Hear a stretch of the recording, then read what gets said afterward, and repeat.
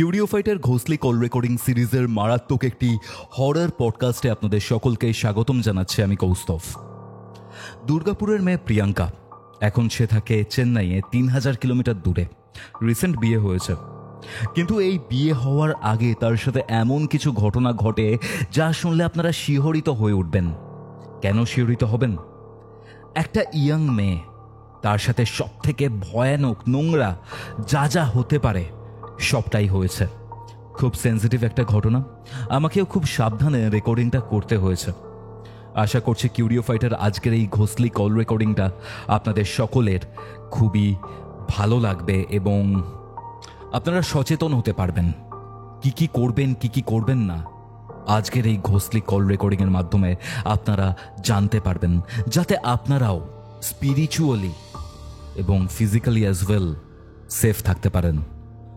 আজকের এই ঘোষলি কল রেকর্ডিংটা আপনারা কোথা থেকে শুনছেন সেটা অবশ্যই কমেন্ট করে জানান। আপনিও যদি আপনার সাথে ঘটে যাওয়া এরকম কোনো সত্যি ভৌতিক ঘটনা বা প্যারানর্মাল এক্সপিরিয়েন্স আমার সাথে শেয়ার করতে চান, তাহলে যোগাযোগ করুন ইমেল করে curiofite@gmail.com এই ইমেল আইডিতে, অথবা আমাকে ইনস্টাগ্রামে ফলো করুন। এবং যদি কোনো হেল্প লাগে, যদি কিছু জানতে চান বা আপনার ঘটনাও জানাতে চান, তাহলে আমাকে মেসেজ করতে পারেন ইনস্টাগ্রামে। আমাকে যোগাযোগ করার প্রত্যেকটা ডিটেলস আপনারা ডেসক্রিপশন বক্স এবং কমেন্ট সেকশনের একদম পিন্ড কমেন্টে পেয়ে যাচ্ছেন। তাহলে চলুন শুরু করছি কিউরিওফাইটের ঘোষলি কল রেকর্ডিং সিরিজের আজকের মারাত্মক একটি হরর পডকাস্ট। ঘড়িতে বেলা 3টে, বৃহস্পতিবার। আপনারা শুনছেন কিউরিওফাইটের ঘোষলি কল রেকর্ডিং সিরিজের মারাত্মক একটি হরর পডকাস্ট। সাথে রয়েছে আমি কৌস্তভ, আপনাদের আজকের হরর ডোজ নিয়ে। হ্যালো প্রিয়াঙ্কা, কেমন আছো? হ্যালো কৌস্তব, আমি ভালো আছি। তুমি কেমন আছো বলো? আমি তো ভালো আছি, বাট ভালো থাকার কথা এখন তোমার। 13 তারিখ, মানে আজকে তো বুধবার পড়ে গেছে, বাট টেকনিক্যালি বলতে পারি কালকে তোমার বিয়ে হয়েছে। অ্যান্ড আজকে রাতে আমি তোমার সাথে কথা বলছি। তোমার হাজবেন্ড হয়তো আমাকে খুবই গালমন্দ করছেন, কারণ নতুন বউকে আমি রেকর্ডিং এর জন্য তার থেকে কিছুক্ষণের জন্য নিয়ে নিয়েছি। ঠিক আছে, যাই হোক, ব্যাপার না। আমার সবথেকে ভালো লাগছে যে তোমরা লাইফের একদম স্টার্টিং পয়েন্টে রয়েছে। এটা তো একটা পুরো অধ্যায় নতুন, ঠিক আছে, বিবাহিত জীবন। এন্ড একটা খুব মানে তোমাদের সাথে কথা বলে আমার বেশ ভালো লাগছিল। বাট এই যে সময়টা, এখন আই থিঙ্ক তুমি অনেকটা দূরে রয়েছো, প্রায় 3000 কিলোমিটার দূর, চেন্নাই। আমি এখন চেন্নাইতে রয়েছি। এক্স্যাক্টলি। তো এখানে ব্যাপারটা যেটা হয়ে যাচ্ছে যে এই যে অধ্যায়টা শুরু হয়েছে, একটা নতুন বিগিনিং, একটা নতুন স্টার্টিং, কিন্তু এখানে আসার আগে তোমাদের ওপর দিয়ে মারাত্মক একটা ঝড় বয়ে গেছে, যেটা তুমি জানো, তোমার মা জানেন এবং দাদা মানে তোমার হাজবেন্ড জানেন। একদম প্রায় 6 থেকে 8 মাসের একটা স্প্যান, যে সময়টা হয়তো মানে আমি বলা উচিত না, বাট আমার তোমার সাথে কথা বলে যা মনে হচ্ছে, একটা মৃত্যুর যন্ত্রণা হয়তো তুমি সহ্য করেছো। আর আমি মনে করি যে এরকমটা কারোর সাথে যাতে না হয়, যেটা আমার সাথে হয়েছে, আমার শত্রুর সাথেও যাতে না হয়। যে যন্ত্রণাটা আমি সহ্য করেছি কৌস্তব, খুব বাজে ভাবে, মানে এতটাই বাজে যন্ত্রণা এটা, মানে প্রত্যেকটা মেয়ের কাছে এটা একটা অভিশাপের থেকেও বড় কিছু হতে পারে। প্রচুর প্রচুর কষ্ট পেয়েছি, ওই 8খানা মাস আমাকে সহ্য করতে হয়েছে। ঘটনাটা কি হয়েছিল বলতো, একটু শুরু থেকে শুরু করো। ঘটনাটা আমি শুরু করি। তো আমার কলেজ হচ্ছে দুর্গাপুর ওমেন্স কলেজ। আমি 2018-21 ব্যাচ। তো যেহেতু ওই সময় কোভিডটা স্টার্ট হয়, আমাদের এক্সামের টাইমগুলো একটু পিছিয়ে গেছিল, আর কলেজ পুরোটাই বাড়িতে, সবকিছু ওয়ার্ক ফ্রম হোম হচ্ছিল। তো আমার কলেজ আমি 2018টা কমপ্লিট করি, 19টা কমপ্লিট করে, 18 থেকে 19টা কমপ্লিট করে এবার আমার কলেজের এক্সামের লাস্ট সেমিস্টারের কথা বলছি। তো আমার কলেজটা খুব স্মুথলি যায় প্রথম যে বছরগুলো হয়। তো এবারে আমার 2021-এর কথা বলি আমি তোমাকে। 21-এ আমার লাস্ট সেমিস্টার শুরু হয় কলেজের, মানে 6 সেমিস্টার শুরু হয়, ওটা ফেব্রুয়ারিতে শুরু হয়। তো এক্সামটা আমি দিই। এক্সাম দেওয়াকালীন আমার বান্ধবীর সাথে পরিচয় হয়, যার নাম হচ্ছে সুমনা। তো এক্সামের টাইমে হয় কি গ্রুপের মধ্যে কনভারসেশন শুরু হতে থাকে, এই নোটস দেওয়া নিয়ে, কোয়েশ্চেন পেপার নিয়ে ডিসকাশন হয় না একটা, তো ওরকম শুরু হতে থাকে। তো ওর সঙ্গে আমার কথা বলা শুরু হয়, ও আমাকে এক্সামের সময় হেল্প করেছিল অ্যাকচুয়ালি। তো যে কারণে আমার খুব ভালো লাগে। আর আমার মধ্যে খুব বাজে একটা গুণ আছে কৌস্তব, আমি চট করে কাউকে না বিশ্বাস করে গড়গড় করে সবটা বলে দিই, এটা অ্যাকচুয়ালি হওয়াটা উচিত নয়। তো যেহেতু ওর সঙ্গে আমার মানে ওই মোমেন্টে পরিচয় হয় সুমনার সাথে, তো আমার খুব ভালো বন্ধু হয়ে দাঁড়ায়, আর সেই বন্ধুটাই আমার কাছে কাল হয়ে দাঁড়িয়েছে। যাই হোক, সেটা আমি যাচ্ছি আস্তে আস্তে। তো এবার 2021-এ আমার পরীক্ষা আমি শেষ করি, আমার কলেজ কমপ্লিট করি, তারপরে ওর সঙ্গে আমার বন্ধুত্ব শুরু হয় আস্তে আস্তে। তো এরপরে বন্ধুত্বটা আমাদের বাড়ি যাতায়াত থেকে আবার মানে শুরু হতে থাকে, ফোনে কথা বলা।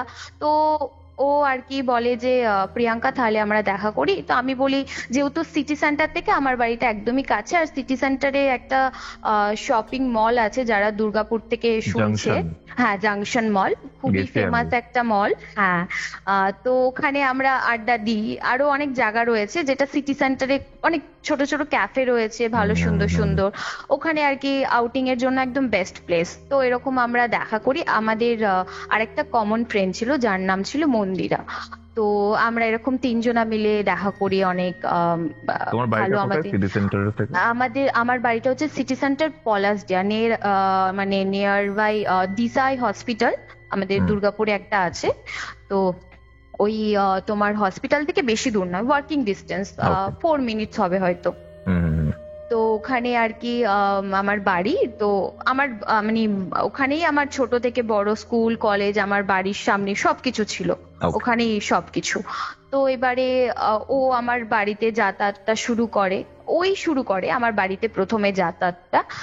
আর মানে ওর সঙ্গে আমার বন্ধুত্বটা এরকম ছিল না, মানে সব সময় আমাকে ফোন করতে থাকতো, মেসেজ করতে থাকতো, খুব ইম্পর্টেন্স দিত আমাকে, যেটা আমি আমার বয়ফ্রেন্ডের কাছ থেকেও খুব কম পেতাম ইভেন ওই টাইমটাতে।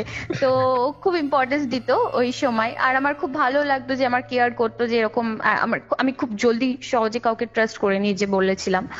তো যাই হোক, আমরা দেখা করি, কথাবার্তা শুরু হয় আমাদের মধ্যে, খুব ভালো বন্ধুত্ব। আমার বাড়িতে আসে, আমার মা তো ওকে ভীষণ ভালোবাসে, মানে মেয়ের মতন আমার বাড়িতে এসে খাওয়া দাওয়া, আমার ড্রেস পরা, যা হয়ে থাকে মানে একটা মেয়ে বন্ধু থাকে, হ্যাঁ থাকে না, মেকআপ ইউজ করা। আর আমি একটু মানে কি বলতো, মেকআপ টেকআপ খুব ভালো করতে পারি, অনেকে আমার কাছে সাজতে আসে। সেক্ষেত্রে ওকে আমি কোনো জায়গায়, ওর কোনো ইনভিটেশন থাকলে ও স্পেশালি আমার কাছে আসতো, প্রিয়াঙ্কা আমাকে একটু সাজিয়ে দে, আমি ওকে সাজিয়ে দিতাম। আর ও আমার ড্রেস পরতো, তোর এই ড্রেসটা ভীষণ ভালো লেগেছে, তা ওকে বলতে হতো না, আমি ওকে খুলেই দিয়ে দিতাম, নিয়ে যা আলমারি থেকে, তুই তোর যেটা ইচ্ছে তুই পর। তো ওর সঙ্গে এরকম ভাবে আমার বন্ধুত্বটা খুব ভালো যায়। তো আমার একটা জিনিস জানো, সব থেকে ইম্পর্টেন্ট জিনিস না, ও না আমার বাড়িতে আসলে পরে না ও যেতে চাইতো না, ও সব সময় আমার বাড়িতে মানে ওকে মানে কোনোভাবে হয়তো বলতো। আর আমি না ঠিক আছে সারাদিন থাকলো, রাত্রের বেলা আমি খুব মানে এখনো পর্যন্ত আমি খুব মানে ওটা মানে আমার মাকে ছাড়া সত্যি কথা বলতে ঘুম আসে না, এখন বিয়ে হয়ে গেছে কিছু করার নেই। যাই হোক, সত্যি কথা বলতে আমার মাকে ছাড়া আমি কোনোদিনও ঘুমাইনি, খুবই রেয়ার এমার্জেন্সি না হলে। তো মানে আজ তো আর আমি ওর মায়ের কাছে শুতে পারতাম না, পাশের রুমে ওর সঙ্গে আমাকে প্রাইভেটলি শুতে হতো। আর ও আমার বাড়িতে আসতো, আর আসলে ও যেতে চাইতো না, বলতো প্রিয়াঙ্কা আমার না যেতে ভালো লাগছে না। আর ও সবসময় বলতো ওর বাড়ি থেকে নাকি ওকে ওই রকম ভাবে কেউ ভালোবাসা দেয় না, খুব ইমোশনালি ভাবে আমাকে আকৃষ্ট করতো ব্যাপারগুলো, মানে হয় না ওর দুঃখ ভারী কাহিনীটা আমাকে শোনাতো। আর ভাবতাম বাপরে বেচারি, অনেক কষ্ট। আর ওরা একটুখানি মানে পড়ছিল, খুব একটা রিচ ফ্যামিলি থেকে বিলং করতো না, মানে মিডিল ক্লাস ফ্যামিলি থেকে বিলং করতো, মানে মিডিল ক্লাস থেকেও নিম্নবিত্ত যাকে বলা হয়, নিম্নবিত্ত পরিবার। হ্যাঁ হ্যাঁ হ্যাঁ। আর ও না আমি ওর একটুখানি স্ট্রাকচারটা বলি ভালো হবে, তুমি হয়তো আমাকে ফটোতে দেখেছো, আমি মানে মোটামুটি একটা অ্যাভারেজ দেখতে সুন্দর বলে আর কি সবাই। তো আমি মডেলিং করতাম, করেছি অনেক বছর মডেলিং করেছি দুর্গাপুরে আর কি। যারা জানে আমাকে, দুর্গাপুর, আসানসোল, বর্ধমান, কলকাতাও টুকটাক কাজ করেছি, অনেক ব্র্যান্ড প্রমোশনের কাজ করেছি। তো কলেজে মানে আমাকে সবাই জানতো, আমার প্রোফাইল খুব হাইফাই ছিল, মানে হয়তো আমার সাথে কথা বলতে আসলে ভাবতো বাবা এ তো মডেলিং করে, বাট আমার মনটা কোনোদিনও এরকম ছিল না। আমি সবার সাথে কথা বলতাম যে এ খারাপ দেখতে, এ গরিব, কখনো আমি এই ব্যাপারটা রাখতাম না। সবার সাথে আমি একদম ইকুয়ালি ভাবে যেরকমটা কথা হয় আর বলতাম, কি। একদম একদম। তো সুমনার সঙ্গেও আমি ওইভাবেই মিশি। ও একটু মানে একটু কালো, একটু ছোটখাটো দেখতে, মানে একটু অন্যরকম ওর মানে স্ট্রাকচারটা। আর ওর না চুলটা না অনেক বড় ছিল, মানে একদম কোমর ছাড়িয়ে বলতে পারো চুল ছিল। ওর চুলটা অনেক ঘন আর কোঁচকানো ছিল, আর ছোটখাটো দেখতে, রোগা পাতলা ছিল। আর ও সবসময় না ওর শরীরে অনেকগুলো মাদুলি দেখতাম আমি, হাতে, গলায়, কোমরে খুব মাদুলি পরতো। তো আমি ওকে একদিনকে জিজ্ঞাসা করেছিলাম কিউরিসিটি থেকে, হয় না যেরকম, যে তুই এত মাদুলি কেন পরিস? তো পরেও আমাকে বলে যে ভাই আমার না একটুখানি প্রবলেম আছে, আমার খুব জলদি নজর লেগে যায়, তো আমার মা আমাকে মাদুলিগুলো পরিয়ে রাখে। তো আমি আর ব্যাপারটা নিয়ে বেশি এগাই না। তো যাই হোক, হতেই পারে, মাদের হয়ে থাকে না যে নজর টজর লাগে বাচ্চাকে মাদুলি পরিয়ে রাখার জন্য। তো ওকে মাদুলি পরাতো। এবারে আমার বাড়িতে আসে, যাই হোক থাকা হয়, খাওয়া দাওয়া হয় আমাদের বাড়িতে। রাতে আর যেতে চাইতো না, এরকম এক দুদিন থাকলে মানে 2-3 দিনে মনে হয় এরকম কন্টিনিউ থাকতে শুরু করে দেয়। বেসিক্যালি তোমার অ্যাটেনশন সিক করতো। একদম একদম। তো এবারে আমার বাড়িতে যেহেতু থাকা শুরু করে, তো আমি ওকে কোনোভাবে একটা আটকে ওকে বলি যে ভাই আমি বাইরে যাব, আমার শুট আছে, আমি এখন পারবো না থাকতে, তুই একা থেকে কি করবি, তুই বাড়ি চলে যা, তুই পরে আবার আসবি। তো ফোন করতো এরকম, তোর শুট কমপ্লিট হয়েছে, আবার কবে ফাঁকা আছিস, দেখা করবো, চল ঘুরতে যাব, আমি খাওয়াবো, টাকা দেবো।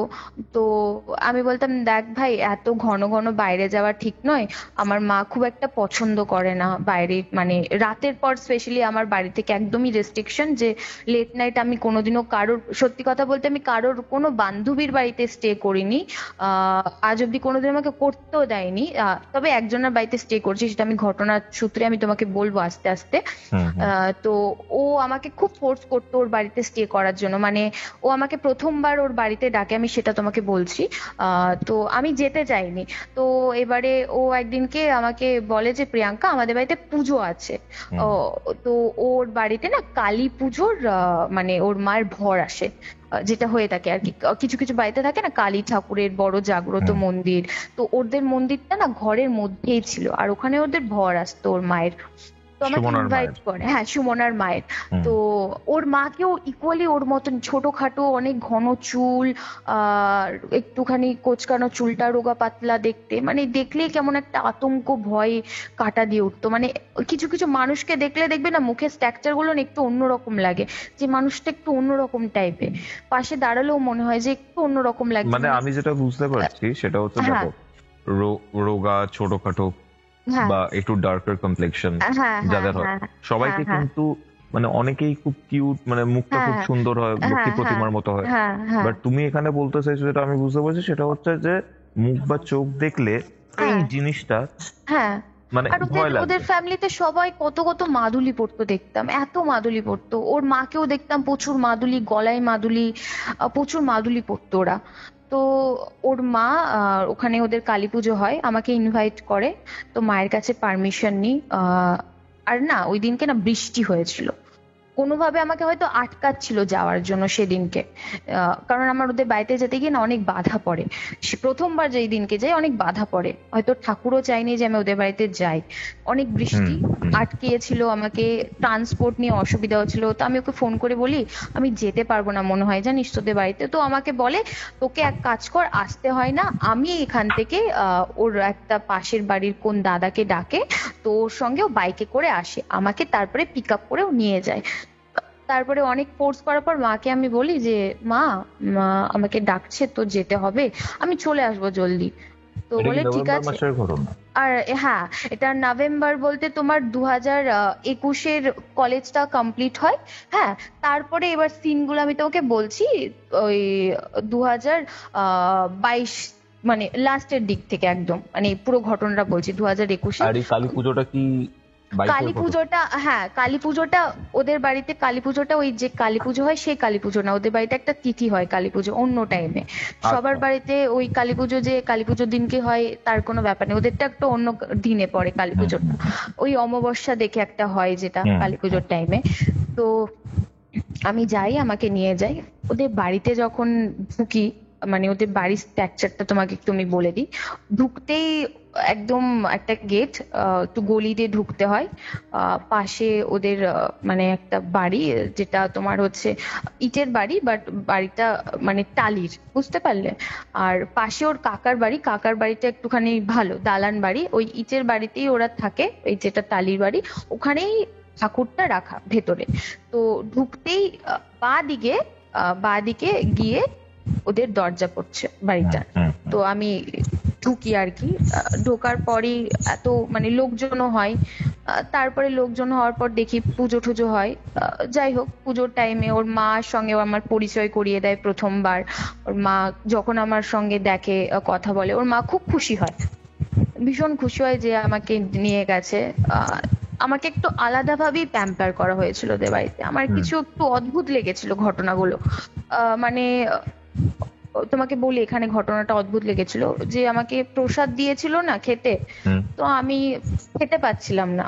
আমিও জানি না কেন খেতে পাচ্ছিলাম না, বেশি প্রসাদ আমি খেতে পাচ্ছিলাম না। আমি খুব একটা মিষ্টি পছন্দ করি না কৌস্তব, তো আমি যতটুকু পেরেছিলাম খেয়েছিলাম। আর সব থেকে বড় বিষয়, আমি আমার প্লেট থেকে ওকে দিচ্ছিলাম ওই দিনকে, ও কিন্তু নিতে চাইছিল না খাবারটা।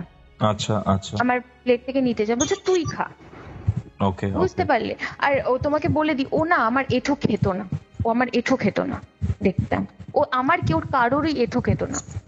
হ্যাঁ, ও কারোর এঁঠো খেত না। যাই হোক, তো এবারে আমাকে খেতে দেয় প্রসাদ, আমি যতটা পারি খাই, তারপরে ওটা রেখে দিই। তো এবার বৃষ্টি মানে কমে গেছিল, তারপরে আর কি আমি আসি। তো সন্ধে হয়ে আসছে, আমি বলি কাকিমা আমি বাড়ি যাচ্ছি, সন্ধে হয়ে গেছে। মা চিন্তা করবে, অলরেডি বাড়ি থেকে ফোন আসা শুরু করে দিয়েছে। তো আমি আর কি বাড়ি যাই, তারপরে ও আমাকে ছেড়ে দেয় বাড়িতে। তো বলে যে তাহলে প্রিয়াঙ্কা কালকে দেখা করি। আমি বললাম দেখ এই আজকে গেলাম, দুদিন পর দেখা করি। মানে রোজ ওর একটা মানে দেখা করার, আমাদের বাড়ি আসার একটা ব্যাপার থাকতো সব সময়ের জন্য। আসবে আসবে আসবে আমার বাড়িতে, আমার সঙ্গে টাইম স্পেন্ড করবে। তো আমি বলি দুদিন পরে দেখা করব। তো যাই হোক, আমি বাড়ি চলে যাই। বাড়িতে স্মুথলি আমার দিন কাটে, আমি নিজের কাজের মধ্যে থাকি। ও আমাকে ফোন করতে থাকতো, মেসেজ করতে থাকতো, আর ফোন করলে ফোন রাখতেই চাইতো না, বক বক করেই যেত। বাট খুব ভালো লাগতো যে আমাকে এত ভালোবাসে, যে আমার খুব অনেকদিন পর আমার খুব ভালো একটা কাছের বন্ধু হয়েছে। আমি ওকে খুব বিশ্বাস করতাম, সব থেকে বড় যে অন্ধের মতন বিশ্বাস করতাম ওকে আমি। টাকা পয়সাও দেওয়া নেওয়া এরকম ভাবেও হয়েছে, যে ওর ফাইন্যান্সিয়াল টাইমেও আমি ওকে হেল্প করেছিলাম। তো এবারে আমার বাড়িতে যাতায়াতটা হয়।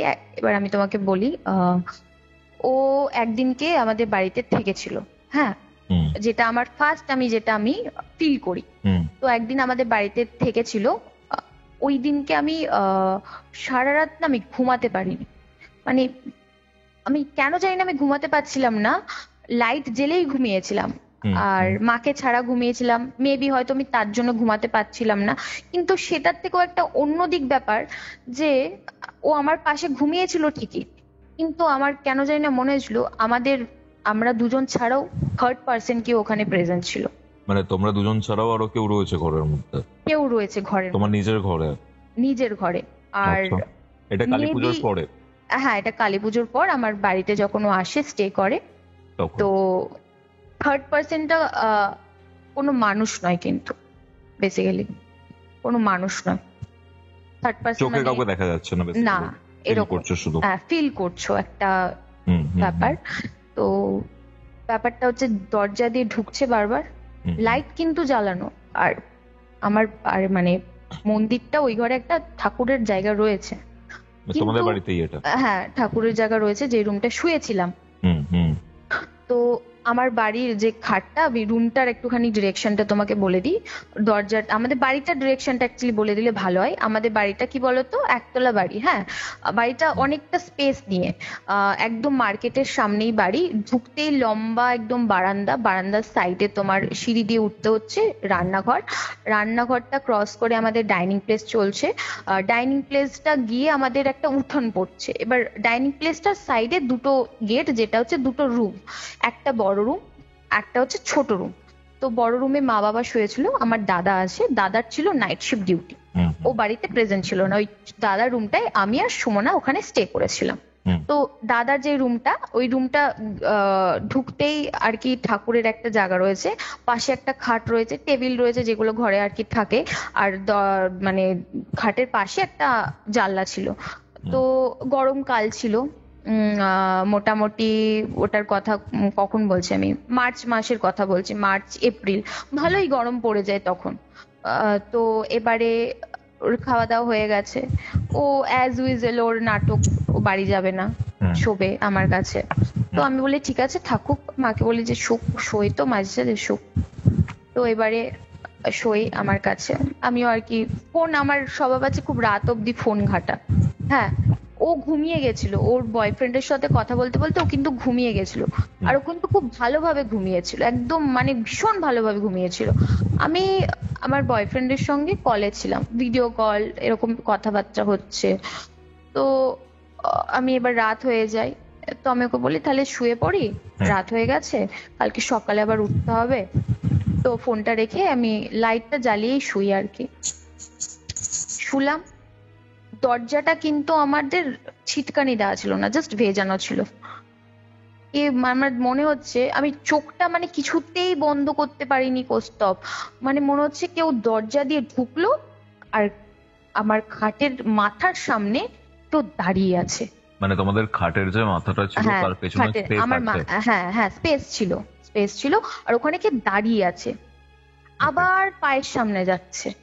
আমার গায়ে জাস্ট লিটারালি কাটা দিয়ে দিচ্ছে, আমি ওই মুভমেন্টটা ভাবছি জাস্ট, উফ কি ভয়ানক মানে লাগছে।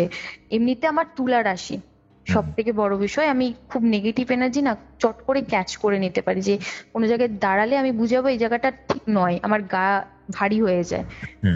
তো বারবার ওরকম মাথার সামনে কে পাইচারি দিচ্ছে, মাথার সামনে আসছে, সারা রাত ঘুমাতে পারছি না, আচ্ছা মুশকিল, তো আবার ফোন ঘাঁটতে শুরু করে দিয়েছি, কিছুতেই ঘুমাতে পারছি না, কিছুতেই না। এরকম করে করে কোনো রকমে দেখছি বেজে গেছে, মানে অলমোস্ট 4:30 4:45টার কাছাকাছি, মানে সারা রাত আমার সাথে এটা হয়েছে। আমি উঠে যে বাথরুম যাব ওটাও পাচ্ছি না, যে পাশের রুমে যাব ওটাও পাচ্ছি না, কারণ কি অন্ধকার তো, মানে মানে বারান্দার লাইটটা বন্ধ করা, ঘরের লাইটটা জ্বলছে। এবার ঘরের লাইটটা থেকে আমাকে বারান্দার লাইটটা জ্বালাতে গেলে আমাকে বারান্দায় অন্ধকারটা ক্রস করতে হবে, ওইটুকানি আমার কাছে ক্ষমতা নেই যে আমি অন্ধকারটাই যাব। আর অলরেডি ওই সময় একটা ঘটনা যে আমার সাথে ঘটেছে, সারা রাত চোখে ঘুম, কিন্তু ঘুমাতেই পাচ্ছি না কিছুতেই, বারবার মাথার সামনে কে দাঁড়িয়ে আছে মনে হচ্ছে, আর পায়ের সামনে আসছে। ও কিন্তু নিশ্চিন্তে ঘুমাচ্ছে, ওর কোনো হুঁশ একদম টেন নেই, ও ঘুমাচ্ছে।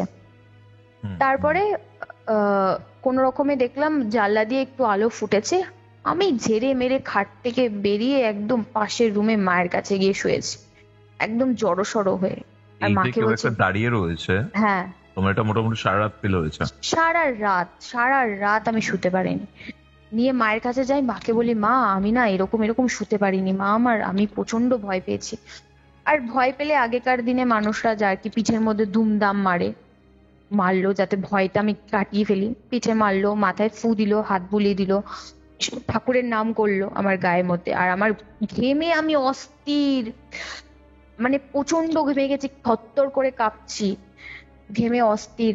মা তো দেখে, মায়ের তো অবস্থা খারাপ, আমাকে দেখে সাথে সাথে আমাকে ওই কি লোহা ঠোয়া যা হয় না, ওই জল ঠল আমাকে খাইয়ে দেওয়ার পরে আমাকে মা ঘুম পাড়িয়ে দেয়। ঘুমাতে পারিনি সারা রাত, মোটামুটি 8:30 9:30 নাগাদ উঠে সুমনা আসে আর কি, আমাদের ব্রেকফাস্ট দেয় টেবিলে, মা খেতে বসি।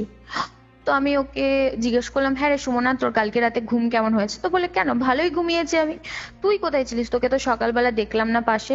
বললাম তুই ভালো ঘুমিয়েছিস? বললাম হ্যাঁ ভালো ঘুমিয়েছি। তুই আমাকে একটা কথা বল, কালকে রাতে তুই ঘুমিয়েছিস, তুই কি কিছু ফিল করেছিস? বললাম কি ফিল করবো?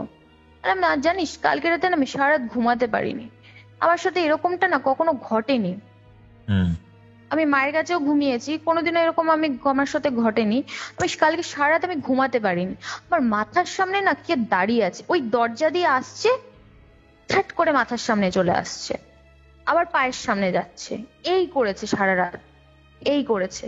আর শরীর আমার, হ্যাঁ, আর সুমনাকে কথাগুলো বলছি, ওর মধ্যে না কোনো ওই একটা যে ভয় ব্যাপারটা, যে হ্যাঁ তোর সাথে এটা হয়েছে এই ব্যাপার, ওর মধ্যে কিন্তু এই ব্যাপারটাও ছিল। কোনো তাকুত নেই। হ্যাঁ হ্যাঁ, ও খুব ব্যাপারটা ক্যাজুয়ালি নিয়ে নিয়েছে। ও কোনো এক্সপ্রেশনও দেয়নি, কিছু না, ক্যাজুয়াল নিয়েছে, বলছে এই ব্যাপার। তাহলে ধুত, এগুলো কিছু না, ওগুলো তোর মনের ভয়। মাকেও বলি, মাও ওইটাই ভাবে, ওগুলো মনের ভয়। এর আগেও আমি প্রচুরবার ভয় পেয়েছি, যাই হোক তুলার রাশি আর কি বললাম। তো মা ওটা অতটা ক্যাজুয়ালি নিয়েছে। তো যাই হোক, ও বাড়ি চলে যায়। তো এবারে বাড়ি যায়, বাড়ি যাওয়ার পরে আর একদিন আবার আমরা দেখা করার প্ল্যান করি। এবার দেখা করার একদিন প্ল্যান করি, তো একদিনকে আমাদের বাড়িতে আসে, এরকম আমরা আউটিং এ যাবো বাইরে। তো আউটিং এ যাবো, ওই দিনকে আই থিঙ্ক ওর বার্থডে ছিল, মেবি, হ্যাঁ বার্থডে ছিল। তো আমার একটা ড্রেস ছিল যেটা ও নেয়, ওর খুব পছন্দ হয়েছিল, ড্রেসটা আমি আজও পাইনি। যাই হোক, তো ওই ড্রেসটা কালো আর লালের মধ্যে ছিল। আর কালো জিনিসটা না সবসময় আমরা মনে করি যে একটা শুভ নয়, কালোটা একটা অশুভ। তো একটা কালো ওয়ান পিস ড্রেস ছিল যেটা ওর পছন্দ হয় আর ওটা চুজ করে। তো ওকে আমি ওটা পরতে দিই, পরি, আর তারপরে আমরা যাই। আমার কাছে স্কুটি ছিল, আমরা স্কুটি করে যাই আর কি জাংশনে, আর কি আমরা সেলিব্রেট করি, মজা টজা করি। তো তারপরে ওখান থেকে ও, হ্যাঁ বার্থডে ছিল, আই থিঙ্ক কোনো ফ্রেন্ডের বার্থডে ছিল, যেটা আমাদের কমন ফ্রেন্ড ছিল, আমরা দেখা করেছিলাম ওখানে গিয়ে। তো তারপরে ও বাড়ি চলে যায়, ওখান থেকে অটো ধরে বাড়ি চলে যায়, আমি বাড়ি চলে আসি। ও ওই দিনকেও থাকতে চাইছিল, যে ভাই অনেক রাত হয়ে গেছে, তোর বাড়িটা সিটি সেন্টার থেকে কাছে, আমি আবার অত দূর। আমি বললাম দেখ ভাই, এখন আজকে আর থাকা যাবে না, আমাদের তো দুটোই রুম জানিস, দাদার আজকে ডিউটি নেই, ও এবার শুভ কোথায়, আমার তো বাবা মার সাথে আমি ঘুমাই, শুতে অসুবিধা হয়ে যাবে, অন্যদিন শুস, দাদা যেদিন ডিউটি থাকবে আমি তোকে বলে দেবো, ওই দিনকে এসে শুস। তো যাই হোক, ও বাড়ি চলে যায়, অনেক বোঝানোর পরে আমিও বাড়ি চলে আসি। ওই ড্রেসটা নিয়ে নেয় ও, হ্যাঁ ওই ড্রেসটা ওর কাছেই থাকে। ও আমাকে বলে যে আমি তোকে পরে দিয়ে দেবো। আমি ঠিক আছে, কোনো ব্যাপার নয়, তুই রাখ তোর কাছে, আমার যদি কখনো দরকার পড়ে আমি তোর কাছ থেকে চেয়ে নেবো। তো ওর ড্রেসটা ও নিয়ে নেয়। তো তারপরে আমি বাড়ি আসি, নর্মাল লাইফ আবার যে কাজ সেই চলতে থাকে নিজের কাজের মধ্যে থেকে। এরপরে আমার সাথে শুরু হয় একটার পর একটা ঘটনা, যেটাকে বলি আমরা প্যারানর্মাল। এটা স্বাভাবিক নয়, যেটা আমার বাড়িতে। এটা আমার শুরু হয় তোমার গরমকাল, মার্চে, যেটা বললাম শুয়েছিলাম, হ্যাঁ 2022। এবার শুরু হয় আমার 2022-এর অগস্টের 7 তারিখ থেকে, যেটা অ্যাকচুয়ালি আমার সাথে শুরু হয় 7 তারিখ। একটা কথা বলো, তুমি বললে 2022-এর মার্চ থেকে স্টার্ট হয় ব্যাপারটা? হ্যাঁ, মার্চে আমার প্রথম একটা যেটা আমি ফিল করি, তারপরে আমার সঙ্গে পরপর ঘটতে থাকে, পরপর। ওটা হওয়ার পর অনেকটা গ্যাপ হয়, তারপরে পরপর ঘটতে থাকে, মানে অগস্ট থেকে পরপর ঘটে। হ্যাঁ, অগস্ট থেকে আমার ভয়ানক যে ঘটনাটা আমার সাথে ঘটতে থাকে। ঘটনাটা ঘটে যে শুয়ে আছি, হ্যাঁ ঘুমাচ্ছি নর্মাল, মায়ের কাছে আমি ঘুমাই, দেখতে থাকি আমি আর ঘুমাতে পারছি না। সব সময় যে ওই মাথার সামনে মনে হয় কেউ দাঁড়িয়ে রয়েছে, ওই ব্যাপারটা মানে দাঁড়িয়েই রয়েছে। এখন আমি মায়ের সামনেও শুলে আমার মনে হচ্ছে যে ওটা দাঁড়িয়ে রয়েছে মাথার সামনে, হ্যাঁ ওটা মাথার সামনে দাঁড়িয়ে রয়েছে।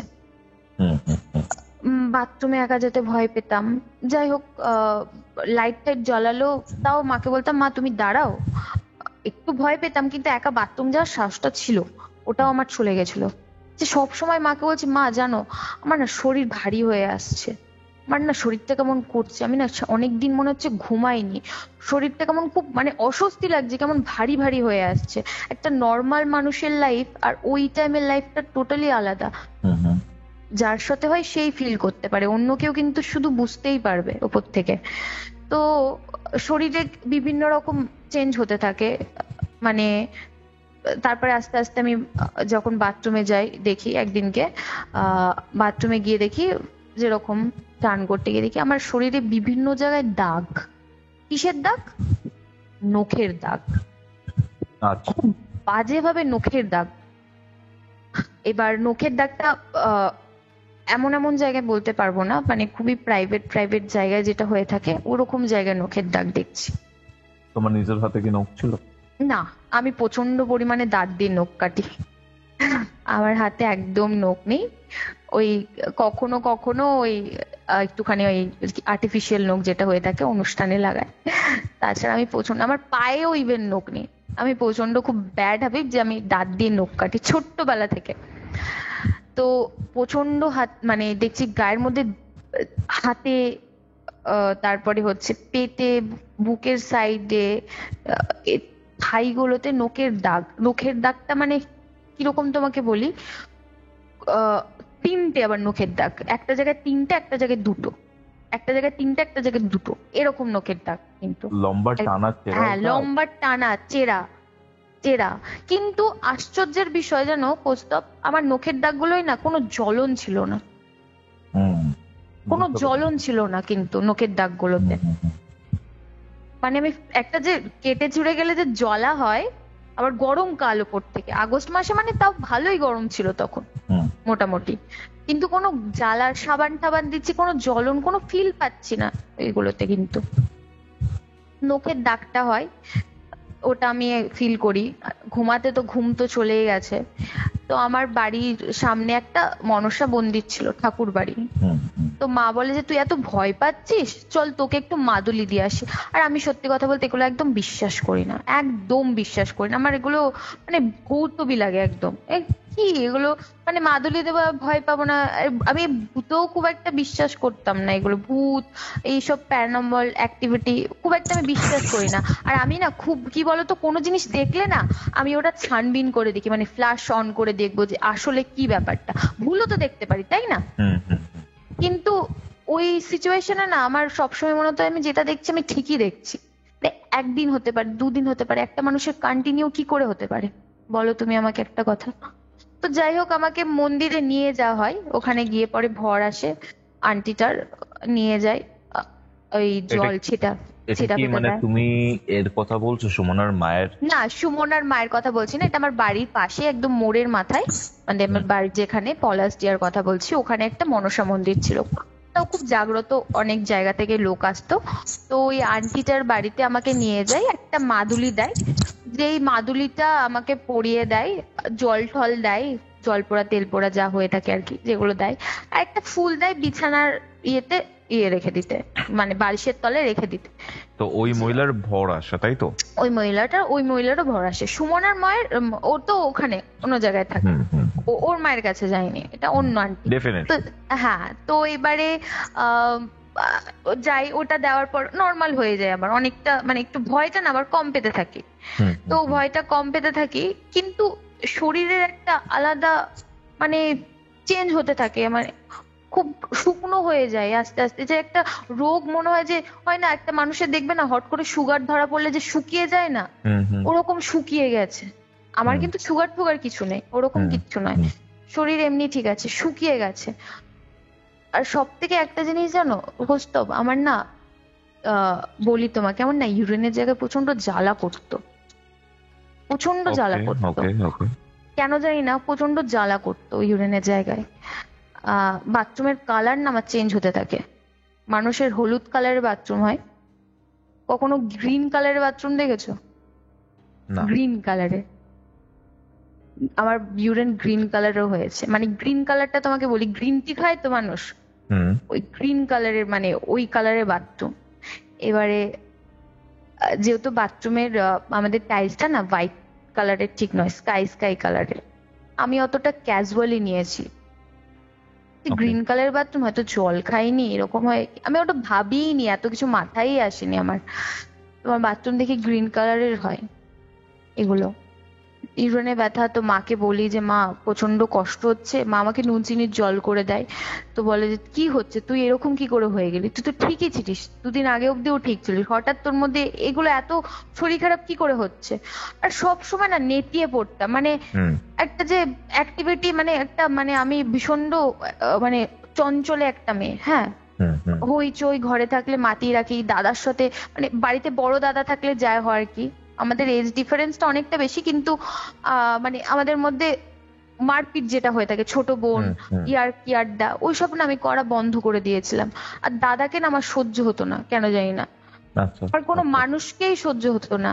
ও আসতো যখন, আমি বললাম, এই তুই যা তো, আমার ভালো লাগছে না, আমাকে একটু একা থাকতে দে, আমার একদম ভালো লাগছে না। আর কেন জানি না সহ্য হতো না, আমি কোনো মানুষ, মেয়ে কি ছেলে কি, আমি কাউকে সহ্য করতে পারতাম না, শুধু মানে মনে হতো আমি একটু একা থাকি। তো যাই হোক, ওই ঘটনাটা ঘটে, আমি দেখি আমার সাথে ইউরেনে জ্বালা শুরু হয়, তারপরে এরিয়াতে পেন হচ্ছে আর ইউরিনেশনের সময় ওই গ্রিন কালারেশনটা, গ্রিন কালারে, হ্যাঁ, কালারটা চেঞ্জ হতে থাকে। তো তারপরে মা আমাকে বলে যে তুই এক কাজ কর, তাহলে তোকে নিয়ে ডাক্তারের কাছে যাই, এরকম শুকিয়ে যাচ্ছিস। খেতেও পারতাম না, বুঝতে পারলে, মানে মুখে রুচি ছিল না কোনো। হ্যাঁ, কিন্তু আমি না আরেকটা তোমাকে কথা বলি, আমি না মানে মাটন খাই না, হ্যাঁ, মাটন খাই না, না একদমই না, স্মেল ভালো, আমার মাছও খুব একটা পছন্দ নয়। চিকেনটা খাই, চিকেনটা আমার পছন্দ, চিকেন আর ডিমটা খাই। তো খুব অদ্ভুত কন্ডিশনে আমি তখন সব খেতাম। আচ্ছা, তোমাকে বলি, আমি মাটন খাই না। ছোটবেলায় আমি আমার মামার সাথে জন্মদিনের টাইমে গিয়েছিলাম বাজার করতে, তো ওখানে না খাসির মাথা দেখেছিলাম, ওই থেকে আমার একটা মানে খুব ঘেন্না ব্যাপারটা চলে আসে। আমি মাটনের টাচ অব্দি খেতাম না, সেই মানুষটা মানে মাটন খেতে শুরু করে দিই আমি, মাটন, মাছ, মাংস আমি মানে খেতে সব শুরু করে দিই, আর হাঙরের মতন খাই। বাট খেতাম, আমার গায়ে ঠিক একটা লাগতো না, মানে প্রচন্ড রোগা হয়ে গেছিলাম, প্রচন্ড, মানে চোখ মুখ শুকিয়ে, আমাকে যে কেউ দেখলে বলে দেবে আমি অসুস্থ। হ্যাঁ, তো দুর্গাপুজো আসে, অক্টোবরে দুর্গাপুজো হয়, মনে আছে আমার, 5 তারিখে না 3 তারিখ থেকে শুরু হয় দুর্গাপুজো। তো সুমনা আর কি, ওর ব্যাপারটা বলি এবারে, ও আমাকে ফোন করতো, কিন্তু আমাদের বাড়িতে আসাটা ঠিক ছিল। ও ইভেন জিজ্ঞেস করতো, কিরে প্রিয়াঙ্কা, তোর কি হয়েছে, তুই এখন বেরাস না, তোর এরকম শরীরটা এরকম শুকিয়ে যাচ্ছিস কেন দিন দিন, কি হয়েছে? ওর মধ্যে আমি দেখতাম কোনো টেনশন ছিল না, কিন্তু ওর মধ্যে একটা অ্যাক্টিং কাজ করতো। আমি একজন মডেলিং অ্যাক্ট্রেস, তো তো শর্ট ফিল্মে কাজ করেছি, আমি একটু হলেও আমি জানি যে একটা মানুষের অ্যাক্টিং কোনটা আর কোনটা। তো যাই হোক, তো ও আমার বাড়িতে আসতো, ওই সময়টাও এসেছিল, আর এসে আমাকে দেখে গেছে, থাকতে চাইতো, কিন্তু আমার মা ওকে বলতো, এবারে মাই বলতো যে দেখ মনা, প্রিয়াঙ্কার শরীরটা তো ভালো নেই, ও এখন একা শোয় না, ওকে আমি আমার কাছে শোয়াই, তো তুই না এখন কিছুদিন আয়, কিন্তু রাতে থাকিস না, কারণ ওকে আমি আলাদা ওকে শুতে দিই না, ও আমার কাছেই শোয় এখন। তো যাই হোক, ও বাড়ি চলে যায়। সহ্য হচ্ছিল? তোমার দাদাকে বললে যে অসহ্য লাগতো তোমার? না, ওকেও ঠিক সহ্য হচ্ছিল বলবো না, বাট আমি ওর দিকটাও খুব একটা ভাবতাম না, সহ্য তো আমার কাউকে হতো না, বাট ওর দিকটা আমি অতটা ভাবতাম না, আমি শুধু নিজেকে নিয়ে ভাবছি আমার সাথে কি হয়ে গেল। আমি একটা মানুষ, এরকম মানুষ যে প্রচন্ড পরিমাণে সোশ্যাল মিডিয়ায় অ্যাক্টিভ, নিজের লাইফ নিয়ে, কেরিয়ার নিয়ে এগিয়ে যাচ্ছি, মডেলিং করছি, শুট করছি, শুটিং মানে সবকিছু আমি ক্যান্সেল করে দিচ্ছি। আর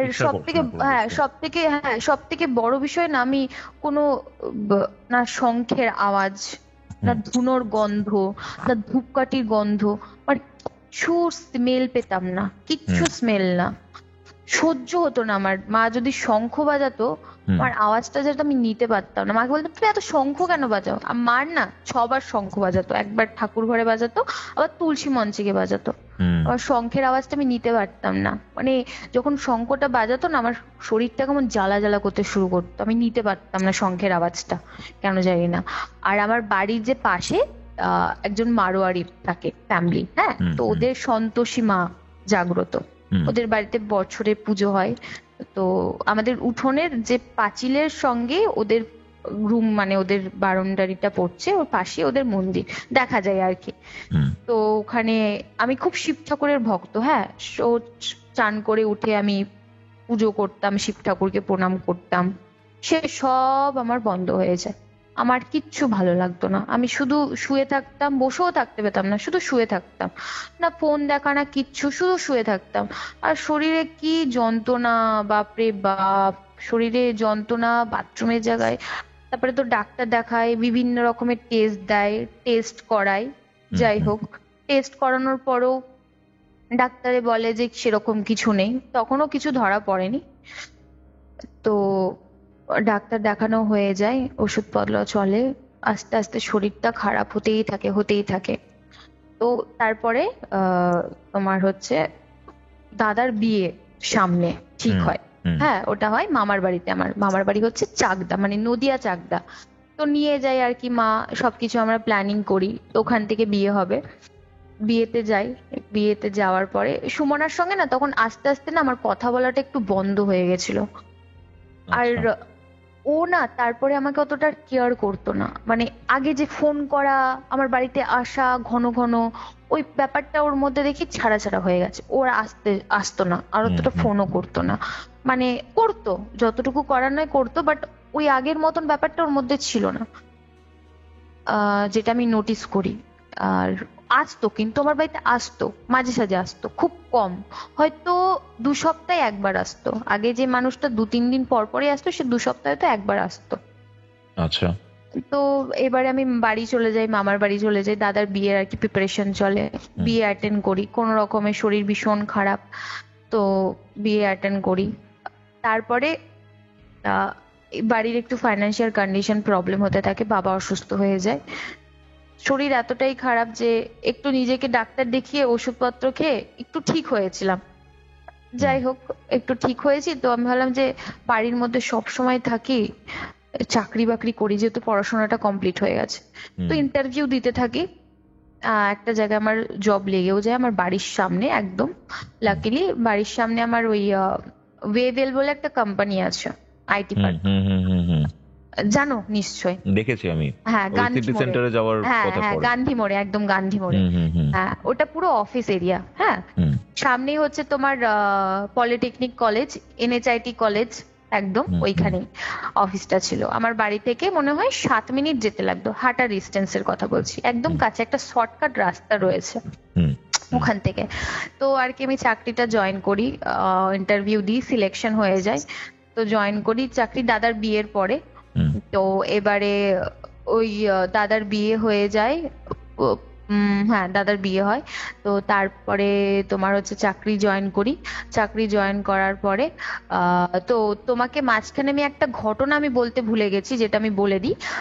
মাঝখানে না আমার একবার অ্যাক্সিডেন্ট হয়েছিল দুর্গাপুজোর ব্যাপারটা। হ্যাঁ, দুর্গাপুজোর ঘটনাটা তো তোমাকে ওইখানটা আমি একটুখানি মানে বলতে ভুলে গেলাম, ওই জায়গাটা। ওইখানে একটা ঘটনা ছিল আমার সাথে, যে দুর্গাপুজোর দিনকে আমার আমি নাচ করি, হ্যাঁ ছোটবেলাতে আমি ক্লাসিক্যাল ডান্সার, কত্থকে। তো ম্যাম আমাদেরকে গ্রুপে নাচ এরকম নিয়ে যায়, আমাদের প্রোগ্রাম শুরু হয় চতুর্থী, পঞ্চমী, ষষ্ঠী আমি প্রোগ্রাম করি। হ্যাঁ, সপ্তমীর দিনকে সুমনা আসে আমার বাড়িতে, বলে কি রে ভাই, ঠাকুর দেখতে যাব না নাকি? হ্যাঁ, তুই ব্যস্ত মানুষ, শুধু প্রোগ্রাম করে যা, এখন কথা বলিস না, কিছু না। আমি বললাম ঠিক আছে, যাব যাব, শরীরটা ভালো নেই তো, তাই কিছু ভালো লাগে না, বুঝতে পারলি? তো যাই হোক, ঠাকুর দেখতে বেরাই। তো সপ্তমী দিনের কথা বলছি আমি। হ্যাঁ, ঠাকুর একটাও দেখিনি, নাচে প্রোগ্রাম করে গেছি। এবার সপ্তমীর দিনকে ঠাকুর দেখতে যাই। মোটামুটি আমাদের দুর্গাপুরে কিন্তু দুর্গাপুজো বেশ ভালোই হয়, বড় সড়ো করেই হয়। কখনো এসো দুর্গাপুরের ঠাকুর? আমি গেছি দুর্গাপুজোতে, দুর্গাপুরে। আচ্ছা, তাহলে হয়তো জানবে, খুব ভালো কিন্তু ঠাকুর হয়। তো ওখানে আর কি স্কুটি নিয়ে যায়, আমার স্কুটিতে ও আমার পেছনে বসে। তো আমরা স্কুটি করে অনেক কটা ঠাকুর দেখি, ভালো ভালো ঠাকুর দেখি। তো বাড়ির সামনে সিটি সেন্টারে অম্বুজা বলে একটা জায়গায় আমাদের পুজো হয়, একদম বাড়ির কাছে, স্কুটিতে হার্ডলি 10 মিনিট লাগে বাড়ি ওখান থেকে আমার। ওটা কি মানে অনেক বড় মাঠ আছে ওই জায়গাটা? না, ওটা চতুরঙ্গ, আই থিঙ্ক তুমি যেটা বলছো। চতুরঙ্গ থেকে। হ্যাঁ, চতুরঙ্গের ওইখানেই অম্বুজা, ওইখানেই পাশে একটা কলোনির মধ্যে পুজোটা, ওইটাও খুব ভালো হয়।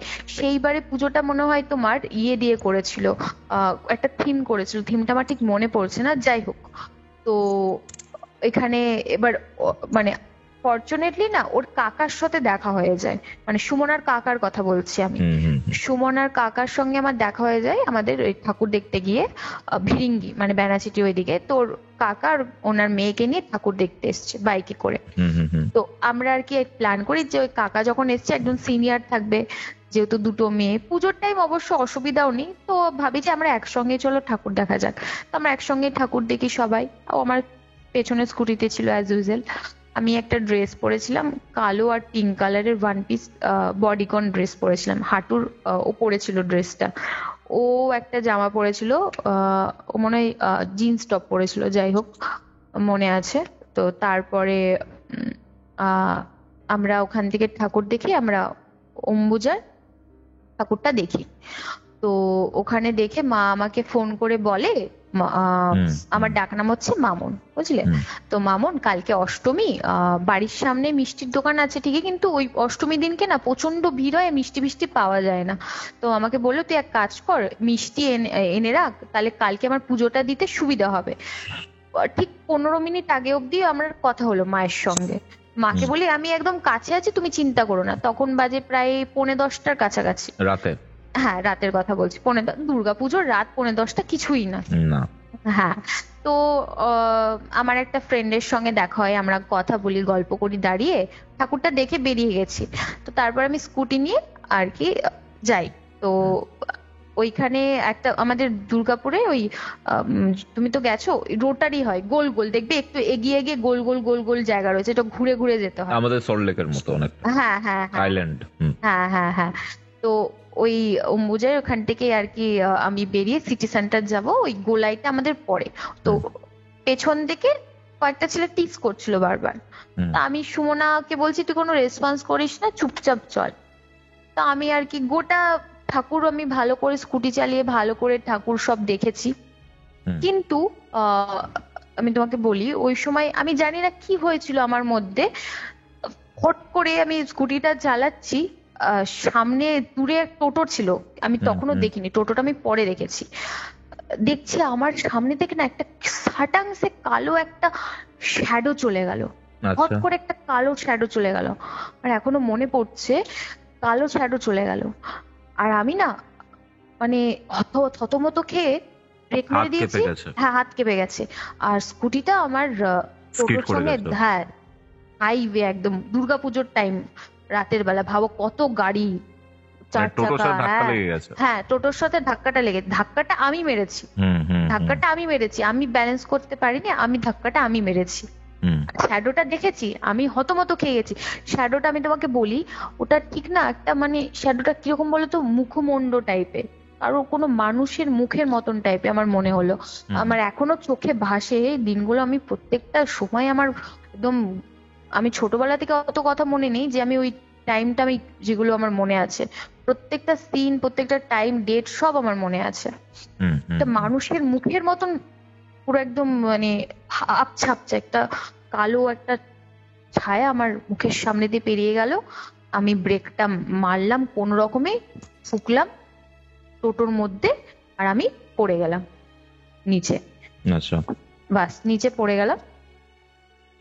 আমি সেন্সলেস হয়ে গেছিলাম। চোখটা যখন খোলে দেখছি আমাকে তুলছে, তোলার পরে সুমনা দেখছি দাঁড়িয়ে আছে, ও দাঁড়িয়ে আছে। তোমাকে ধরতে আসেনি?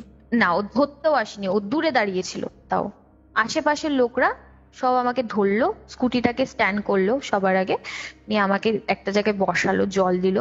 যেহেতু অ্যাক্সিডেন্টটা হয়েছে, একটু শরীরটা একেই খারাপ আমার ওপর থেকে, তারপর থেকে অ্যাক্সিডেন্ট হয়েছে। আর আমি সবার আগে দেখছি যে আমার পাশে যে ছিল ওর কিছু হয়নি।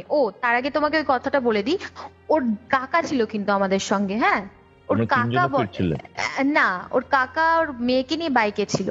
হ্যাঁ, ওর কাকা কিন্তু ওকে বারবার বলে যে সুমনা, একই তো বাড়ি, বলেছিলাম না ওদের ঢুকে ওদের বাড়ি আর পাশে ওদের কাকার বাড়ি দালাল, তো ওই বাড়িটা ওদের একই মানে এরিয়ার মধ্যে, কিন্তু সেপারেট করা, ওরা আলাদা থাকে।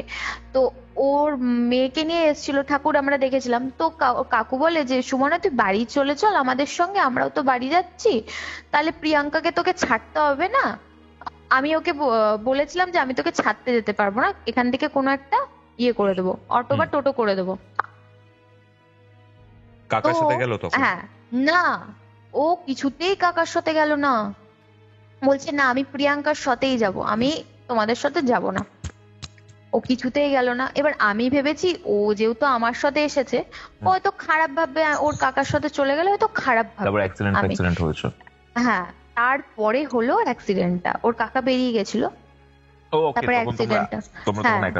হ্যাঁ, তখন একা ছিলাম। তারপরে হলো অ্যাক্সিডেন্টটা। যাই হোক, আমাকে তুলে পরে আমার হাঁটু থেকে গড় গড় করে রক্ত বেরাচ্ছে, জাস্ট গড় গড় করে রক্ত বেরাচ্ছে, হাত ফাত ছুলে গেছে। মাথায় কিছু হয়নি, লাকিলি মাথা আমার হেলমেট পরানো ছিল, মাথাটা বেঁচে গেছে। আর মা হয়তো সব সময় ঠাকুরকে ডাকে, মায়ের ব্লেসিং এর জন্য হাইওয়েতে পড়েছি, ওরম গাড়ি যায়নি, নাহলে ওই দিনকে আমার একদম শেষ, স্পট ডেট হয়ে যেত। পুজোর টাইমে বুঝতেই পারছো, একদম র্যান্ডামলি গাড়ি চলে। যাই হোক, আমাকে তুললো, সুমনা দূরে দাঁড়িয়ে রয়েছে। আমি ওই চোখ খুলে অবস্থায় আমি সবার আগে দেখছি আমার বান্ধবী কিরকম আছে। ও দূরে দাঁড়িয়ে বলছে, প্রিয়াঙ্কা তুই ঠিক আছিস? শুধু এটুকুই বলেছে। আমি বললাম, আমি ঠিক আছি, তুই কেমন আছিস? তুই ঠিক আছিস তো? তোর কোনো জায়গায় লাগেনি তো? বলছে, না আমার কোনো জায়গায় লাগেনি, তবে আমার পাটা একটু মোচ খেয়েছে, আমার মনে হচ্ছে আমি হাঁটতে পারবো না, ওর পায়ে মোচ খেয়েছে বলছে, ওর পায়ে লেগেছে। আমি বললাম চল ডাক্তারের কাছে চল। তো আমাকে সবাই বলে যে নিয়ে যাচ্ছি আমরা, পাশেই আমাদের সিটি মেডিকেল বলে একটা জায়গা রয়েছে যেখানে ওষুধের দোকান আর কি, ড্রেসিং ওয়েসিং করানো হয়। তো ওখানে আমি যাই, আমাকে সবাই বলে, বাট আমি কারোর হেল্প নিইনি। আমার বললাম যে আমার স্কুটি আছে, আমি চলে যেতে পারবো, শুধু স্কুটিটা একটু স্ট্যান্ড করিয়ে দিন, আমি একটু দাঁড়াই জল টল খেয়ে। আমি স্কুটি চালিয়ে পা দিয়ে গল গল করে রক্ত বেরাচ্ছে, ওই নিয়ে আমি আমার বান্ধবীকে নিয়ে যাই আমি ইয়েতে ড্রেসিং করাতে। ওখানে যাই, আমার ওখানে 2টো স্টিচ পড়ে, পাথর ঢুকে গেছিল বুঝলে। হ্যাঁ, 2টো স্টিচ পড়ে। ওই মায়ের সাথে তার আগে 15 মিনিট আগে আমার কথা হয়েছে, মা আমাকে বলেছিল মিষ্টি নিয়ে আসবি মামন, কিন্তু মনে করে মিষ্টি তো উঠে গেল মাথায়, মিষ্টিটা তার মানে বেসিক্যালি একটা মুখ দেখেছিলে যার জন্য অ্যাক্সিডেন্টটা হয়, আর সেই সময় তোমার বন্ধু তোমার পেছনে রয়েছে। হ্যাঁ, আর একটা মানে যখন দেখছো তোমার কাছের বান্ধবী, যে কেউ আশেপাশের লোক যখন আমাকে ধরতে এসছে, আমার বান্ধবী কিন্তু আমাকে ধরতে আসেনি, এটা একটা অদ্ভুত ব্যাপার নয়? এক্স্যাক্টলি। তো ওর পায়ে নাকি প্রচন্ড মোচ লেগেছে। তুমি বাড়ি ছাড়তে গেলে আবার ওকে? না, ওকে বাড়ি ছাড়তে তো যেতে পারিনি। আমি ওকে বলি যে তোকে আমি এখান থেকে টোটো করে দিচ্ছি, তুই টোটো করে বাড়ি চলে যা। তো ও বলে যে ঠিক আছে, তোকে আর যেতে হয় না। আমি স্কুটি করে, আমি নিজেই একা আবার স্কুটি চালিয়ে বাড়ি এসেছি, জানো না, একা নিজে স্কুটি চালিয়ে আবার বাড়ি এসেছি। বেশি দূর ছিল না অবশ্য আমার বাড়ি, ওখান থেকে 5-7 মিনিট লাগে যেতে। তো আমি ওখান থেকে স্কুটি চালিয়ে বাড়ি এসেছি। বাড়িতে মা যখন ব্যান্ডেজ দেখে, মা তো মানে ওখানেই অজ্ঞান হয়ে যাবে, কি হয়েছে হ্যান ত্যান। বাবা তো মানে বাবার আমার থেকে আবার গাড়ির ওপরে, তুই আমার গাড়িটা নষ্ট করে দিয়েছিস, ভেঙে দিয়েছিস। আমি বললাম দাঁড়াও, আমার লেগেছে, এইটা দেখতে পাচ্ছ না? মা কাঁদছে, তুমি আমার গাড়ি নিয়ে পড়েছো, তুমি কিরকম টাইপের নিয়ে? বাবা বলছে না না, আমি ওরকম বলছি না, আমি বলতে চাইছি তোর গাড়িতে খরচ হয়েছে ঠিক আছে, কিন্তু তুই কেমন আছিস বল। তো যাই হোক, পাল্টি খেয়ে গেল। বাট মা অনেকটা কান্নাকাটি শুরু করে। আমি বলে কেঁদো না, আমার কিচ্ছু হয়নি, 2টো স্টিচ পড়েছে, ওষুধ দিয়েছে, আর টক মিষ্টি গুলো না খেতে বলেছে, খাবার দাবারটা একটু রেস্ট্রিকশনে, যেহেতু পেকে যাওয়ার চান্স থাকে, সেলাইটা কিছু মানে শুকিয়ে গেলে সেলাই কাটতে যেতে হবে। মানে বেসিক্যালি ভুগছো তুমি। হ্যাঁ, বডিতে পেন, দুর্গাপুজোর সময় কি ওই বডিতে পেন, ইউরিনেশনের পেন এসব ছিল, সব ছিল? না, দুর্গাপুজোর সময় অতটা আমি ফিল করিনি, কারণ আমি কবচ তাবিজ ওগুলো, হ্যাঁ কবচ তাবিজ, তারপরে আমি ডাক্তারও দেখিয়েছিলাম, ইউরিনের ব্যথাটাও অনেকটা ঠিক হয়ে গেছিল আমার, অতটাও ছিল না। তো যাই হোক, দুর্গাপুজোটা তো আমার দুর্দান্ত গেল। টিভিতে দেখে আমি দুর্গাপুজো আর পিৎজা খেতে খেতে বাড়িতে দুর্গাপুজো দেখেছি। এরপরে কি হয়, তুমি অফিস জয়েন করলে তাই তো? দুর্গাপুজোর এই সিনটা হলো, তোমার দাদার বিয়ে হলো, তারপর তুমি অফিসে জয়েন করলে। হ্যাঁ, দাদার বিয়ে কমপ্লিট হলো, এবার আমি অফিসে জয়েন করি। যাই হোক, অফিস মানে আমার বাড়ি থেকে একদমই কাছে, বেশি দূর নয়। তবে অফিস যেতে একটা মানে ঘুরিয়ে যায় না, আমি একটু শর্টকাট রাস্তায় যাই, যেটা আমাদের একটু ভেতর দিয়ে যেতে হয়, মানে একটা ছোট গলি, একটু অন্ধকার রাস্তা। আমার অফিস ছিল, টাইমিংটা বলে দিই, আমাকে 9:45-এ ঢুকতে হতো, 7টায় আমার শিফট শেষ হতো। আমি একটা মানে কি বলবো, কল সেন্টারে জব করতাম ওখানে। তো অফিস প্রথম ভালোই যাই, খুব এক্সাইটেড, চাকরি করব, বাড়ি থেকে আর কি প্রিপারেশন নিই সবকিছু। অফিসে ভালো ফ্রেন্ডস হয়, অনেক নতুন নতুন অফিসে যা হয়ে থাকে। এবারে অফিসে কাজ করতে করতে মানে আমাদের যে ওয়াশরুম মানে অফিসের একটু স্ট্রাকচারটা দিয়ে দিই, তাহলে বলতে আমার সুবিধা হবে, বুঝলে? অফিসটা আমাদের হচ্ছে 4টে ফ্লোর, আমরা টপ ফ্লোরে কাজ করি। তো এবার ঢুকতেই দুটো অফিসটা না আমাদের সেম বিল্ডিং, একদম ইকুয়ালি সেম দেখতে, হয়তো দুর্গাপুর থেকে যারা শুনছে তারা হয়তো জানবে, দুটো সেম বিল্ডিং। ঢুকতেই একদম সামনে একটা জিওর বিল্ডিং, আর এই সাইডে হয়েছে তোমার হচ্ছে ফিউশন। আমি অ্যাকচুয়ালি ফিউশনে কাজ করতাম। ওকে। তো ফিউশনের টপ ফ্লোরে মিশো ছিল থার্ড পার্টি, তো মিশোতে আমি যাই হোক কাজ করতাম ওখানে। তো এবারে অফিসে আমার কাজ করতে করতে অফিসে আমার সঙ্গে এবার ইনসিডেন্ট শুরু হতে থাকে। পুজোটা শেষ হয়ে গেল, দাদার বিয়ে শেষ হয়ে গেল, এবার শুরু হয়ে গেল আমার সঙ্গে এর পরের যে ঘটনাগুলো, সেগুলো আমার সঙ্গে আরো মানে স্টেপ বাই স্টেপ না আরো বেশি মানে কঠিন হতে শুরু করলো। আগেরটা তো ইনিশিয়াল ঘটনাগুলো ছিল। আগেরটা জাস্ট দেখতাম, ফিল করতাম, শরীরে একটু যন্ত্রণা হতো, ডাক্তার দেখিয়ে যাই হোক ঠিক হয়ে গেছি মোটামুটি অনেকটা। কিন্তু এরপরে যে ঘটনাগুলো ঘটেছে কৌস্তব, এগুলো আমি তোমাকে বলছি জাস্ট গায়ে কাটা দিয়ে যাবে। যাই হোক, শুরু হয় অফিস আমার। অফিসে খাওয়া দাওয়া করি, লাঞ্চ টাইমে একদিনকে ঘটনা হয়েছে। খাওয়া দাওয়া করি দুপুরবেলার দিকটা কাজ টাজ করার পরে আমার অফিসের যে ম্যানেজার আছে আমার স্যার, উনি আমাকে ডাকে তার কেবিনে, একটা দরকারে ডাকে। তো ওনার সাথে আমি কথা বলছিলাম, এরকম ওনার যে টেবিলটা ছিল, ওনার সিস্টেমটা, ওনার ডেস্কের আমি পাশে দাঁড়িয়েছিলাম আর উনি চেয়ারে বসেছিল। তো ওনার সঙ্গে আমার কনভারসেশন হচ্ছে, আমি কথা বলছি একটা টপিক নিয়ে। কথা বলতে বলতে আমি তোমাকে বলি, আমি একটা মানে টপ পরেছিলাম, জিন্স পরেছিলাম, একটা টপ পরেছিলাম, আর ভেতরে যে মেয়েদের ইনারটা হয়ে থাকে, ফট করে না মনে হলো কেউ ইনারটা আমাকে নিচ থেকে খুলে দিল, জাস্ট নিচে নেমে এসছে ইনারটা ভেতর থেকে। আমি মানে আমি আশেপাশে আমার না চোখটা জাস্ট আমি অবাক হয়ে গেলাম, কে মানে শকড, আমি জাস্ট শকড। কেউ খুলে দিল। এবার স্যারের সাথে কথা বলছি, আমি কিছু করতেও পারছি না ওই মোমেন্টে, খুলে দিল। আচ্ছা আচ্ছা। আর বারবার না একটা নিঃশ্বাস আমি পাচ্ছি, সাইডে ঘুরে বেড়াচ্ছে, পাইচারি করছে আমার চারিদিকটা, পাইচারি করছে। এটা কি দিনের বেলায় হয়েছে নাকি? হ্যাঁ, দিনের বেলায় হয়েছে। দিনের বেলা মানে দুপুর দিকটা, ভর দুপুর বেলাটা যেটাকে বলা হয়, দুপুর বেলাটা। এনারটা খুলে দিল, আর একটা কিরকম মানে নিঃশ্বাস, একটা চারিদিকে এসি চলছে আর আমি ঘামছি। এইসব কর্পোরেট সেক্টরে তো তোমার সেন্ট্রাল এসি থাকে, স্ট্রং ভীষণ, আমি রীতিমতন ঘামছি। আমার স্যার আমাকে বললো, হোয়াট হ্যাপেন্ড প্রিয়াঙ্কা, কি হয়েছে তোমার, এরকম ঘামছো কেন? বললাম, নাথিং স্যার, আমি একটুখানি ওয়াশরুম যাবো, ক্যান আই লিভ? তো স্যার বললো, হ্যাঁ শিওর শিওর শিওর শিওর। তো যাই হোক, আমি ওখান থেকে দৌড়ে ওয়াশরুম যাই, জাস্ট আমি ইতি উতি তাকাই না, আমি দৌড়ে ওয়াশরুম যাই। সবার আগে আমি আমার নিজের ড্রেসটা ঠিক করি, জল টল মুখে দিই, জাস্ট আমি আয়নার সামনে দাঁড়িয়ে আমি ভাবছি কি হলো আমার সঙ্গে এটা। মানে একটু হলো তোমার সম্মান চলে যেত ওই জায়গাটাতে। ইনারটা খুলেছে, যদি জামাটা খুলে দিত আমি মুখ দেখাতে পারতাম কোনোভাবে, বলো? এইরকমটা ঘটনা মানে কিভাবে যে হয়েছে দিনের পর দিন আমার সাথে। যাই হোক, ওইটা ঘটনাটা ঘটলো নিজের মধ্যে, সবকিছু কিন্তু নিজের মধ্যে, কাউকে বলিনি আমার সাথে যে দিনের পর দিন ঘটনা ঘটছে। বাড়ি যাই, আবার একদিনকে অফিসে আসি, আর একদিনকে আবার ঘটনা ঘটে এরকম। এটা হচ্ছে তোমার শিফটের শেষের দিকে, অফিস শেষ হয়ে গেছে, 7টা বাজে। একটু আমার সেদিনকে কাজ ছিল বেশি, আমার কাজ আমি কমপ্লিট, স্যার একটা দায়িত্ব দিয়েছিল, তো ওটা আমি কমপ্লিট, একটু দেরি হয়ে গেছে। তো মোটামুটি আমার প্রায় 8টা, 8:30 বেজে গেছে। তো কাজটা শেষ হতে হতে 8টা, 8:30 বেজে যায়। তো আমি কাজ করে আমার কমপ্লিট সিস্টেমটা বন্ধ করে আমার ব্যাগটা শুধু নেওয়া বাকি ছিল, আমি ব্যাগটা রেখেই যাই, আমি ওয়াশরুম যাই।